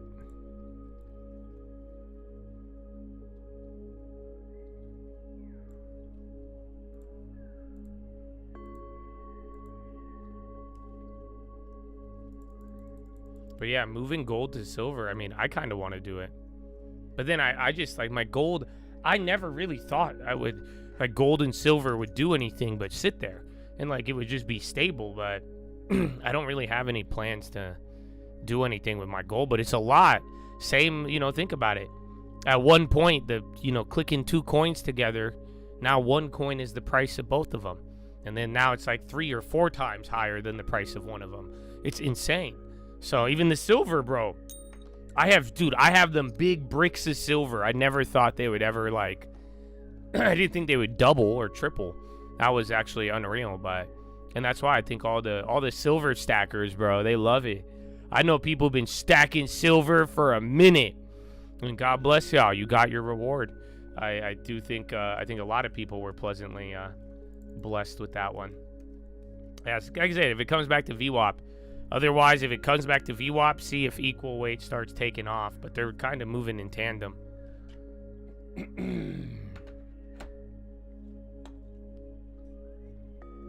I don't know. I wanted to see I got distracted. I wanted to see what's it called? What brilliant uncirculated? Like, yeah, what's the difference? Have not been in circulation, show signs of imperfections. They are higher grade uncirculated. But what is a brilliant uncirculated? Because they're all cheaper. No. Because like a Silver Eagle, they're going for like 60 a pop right now, or like high 50s. SPY's coming down a little bit. AMPH, wasn't that at an event? That's another biotech. Hasset fiscal deficit could drop by 600 billion this quarter. I don't know. Was that one on there? AMPH? It's never been circulated and retains all of the original mint luster. So that it's just not real money then, right? Because I guess a Silver Eagle that's been circulated, doesn't it have a dollar amount, like $1 or something? Yeah, $1 coin. So I guess these are just not, do they not have a U.S. monetary value?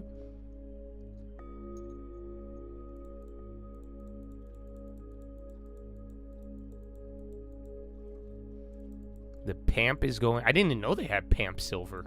I only have Golden Eagles and then the bricks. I don't think it's legal tender. No, I don't know. That's why I'm looking on eBay and I'm like, what do you mean these are half off? They're literally half off for brilliant uncirculated.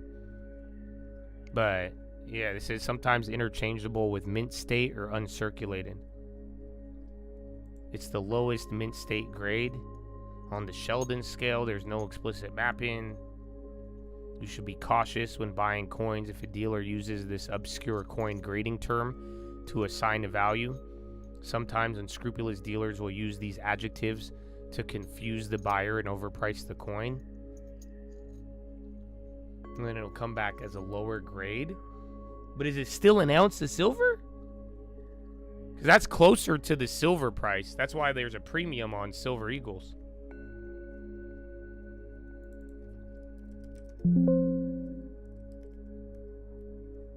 Yeah, Netflix keeps melting up. Pfizer too, man. That's again 2 days in a row, 3 days in a row.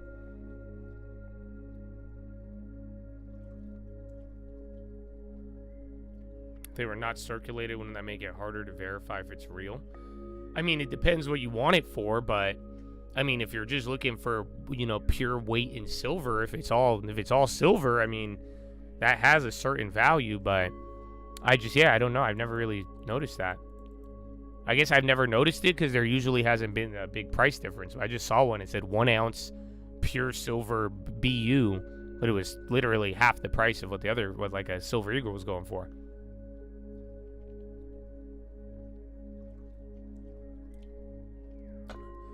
I think it's fake. So it's like a fake eagle, but it's still silver? Is it still silver?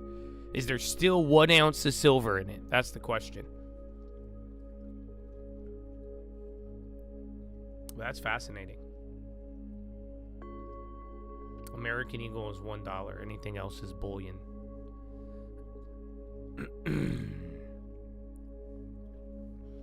Quite a key. It's that yogurt, bro. Yogurt got me phlegmy.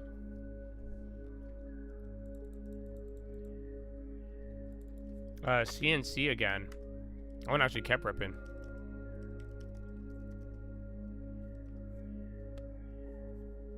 That's what I'm saying, right? If it's still silver, it's still worth its weight at spot price. It's just you don't get the added premium, I guess. Or if you ever needed to buy something. Dude, I remember when I was a kid, at the gas station, they would give me the silver dollar or the silver $half. Have you remember that? I remember getting them. But now I'm like, what do you mean they're $60? Ah! I just took out my keyboard. Bobo. Hey, yo, Bobo's starting to wake up. Fed Bostic. Debate over extended productivity gains. Says firms report policy is restrictive. Hassett says deficit below target remains bullish for growth.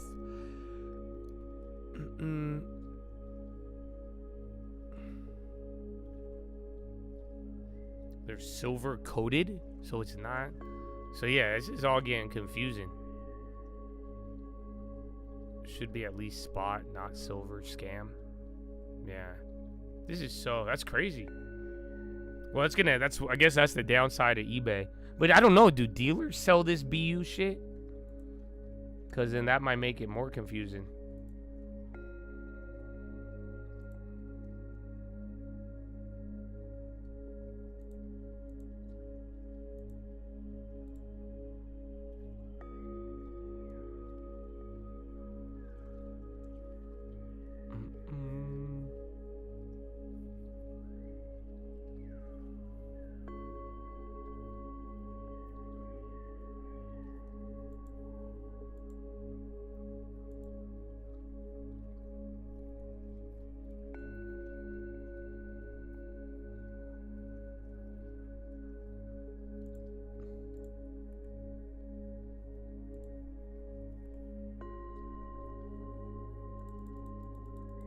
Yeah, you had a bag of those back in the day? Dude, I remember that. I remember I'd go to the gas station and they'd be like, you want a silver dollar? And then and there was one with Sacagawea on it. You remember that? That was a $half, I think. I don't know how to spell Sacagawea. What?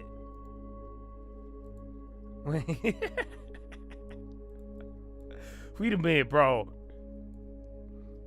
Yo, when did Sacagawea look like this? That looked like a white girl. That's not. I was gonna say, bro. Man, I need to get back on Chrome, bro. This thing. I know. I thought. Then the third picture is Elizabeth Warren, but still, that's crazy. That was $1, was it? Yeah, Sacagawea $1. Yeah, bro. I remember these. No way. So depending on where they are, I remember getting these, bro. Dog, you don't remember like in 2004, you would get these at the gas station. Like people would give you back as change. I don't know. I think they're saying this is worth 144 grand. There's no way. Even 8 grand. Yeah, bro. You remember? I think you could have got them at the bank. Yeah. You don't. I remember having a bunch of these. I spent them, bro. I would spend these, dude. Go look if you have any of these. I haven't thought about these in a minute. Yeah, bro. But you remember these? I remember going to the store. Yeah, I was going to buy a little can of pop. Yeah, you give me a Sacagawea $1. Wow. Oh my goodness. That's amazing. Yeah, for one of them sold for $66,000. Dog. I vividly remember this. I remember Sacagawea. It was all because of money. I was like, yeah, I'm down. I would flip when I got one. I'm like, yeah, but I spent it. Dog. Damn it. I knew I sold too early. Yeah, what happened to them? Let me see if I can. Let's see if they got them on eBay. They'll be like, brilliant uncirculated replica $1. I'm like, man. Sacagawea $1. $3.99. Oh, that. What? They're going for $3. Gem proof. I'm like, yo, why did that look like Sacagawea before Ozempic? Hold on, where did she come from? That's not the same one. Let me see. That looked completely different. $25 for a 2025, $1. Yeah, there's cheap ones, but on eBay, I don't know what they are. All right, I guess we didn't sell too early. That's crazy though.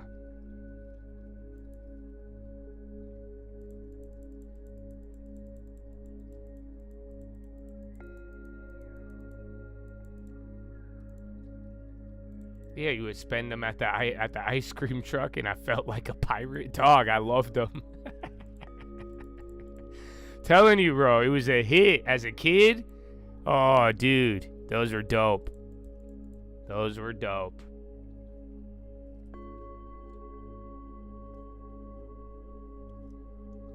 Yeah, I think those like certain collector ones are worth a lot, but seems like there's cheap ones around there. But I don't know. Go check. Boeing is going. Boeing is a going. I don't have any headline on that. I know NOC. They're going to be at an event, but that's it. And then Sprouts as well. You're right back up. I mean, watch the big tech. You already know your leaders. And then C is equal weight. So if equal weight's, yeah, look, it's doing it again. So equal weight's back up. So if we start going up from here and equal weight takes off, you're going to kind of do that staple front run that you saw yesterday. So keep your eyes out for that. If you want it. If you want it. All right, Chad. You know what time it is? Bow down, down, down, down, down, down, down, down, down, down. Everybody feel low. Bop, bop, bop, bop.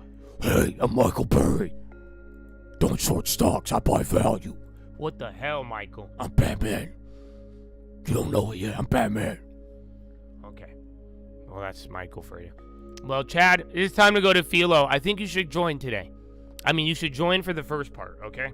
If you're, like, hella sensitive. You know what I'm saying? But, like, nah, for real, bro.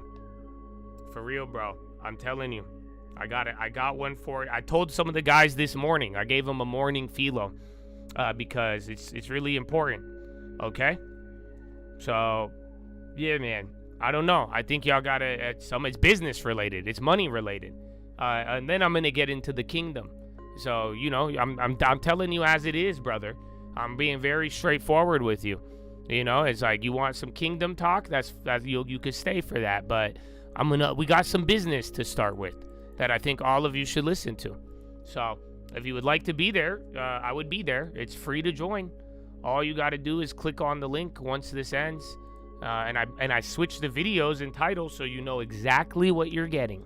That way, you know exactly what it is, so you could either welcome it or reject it.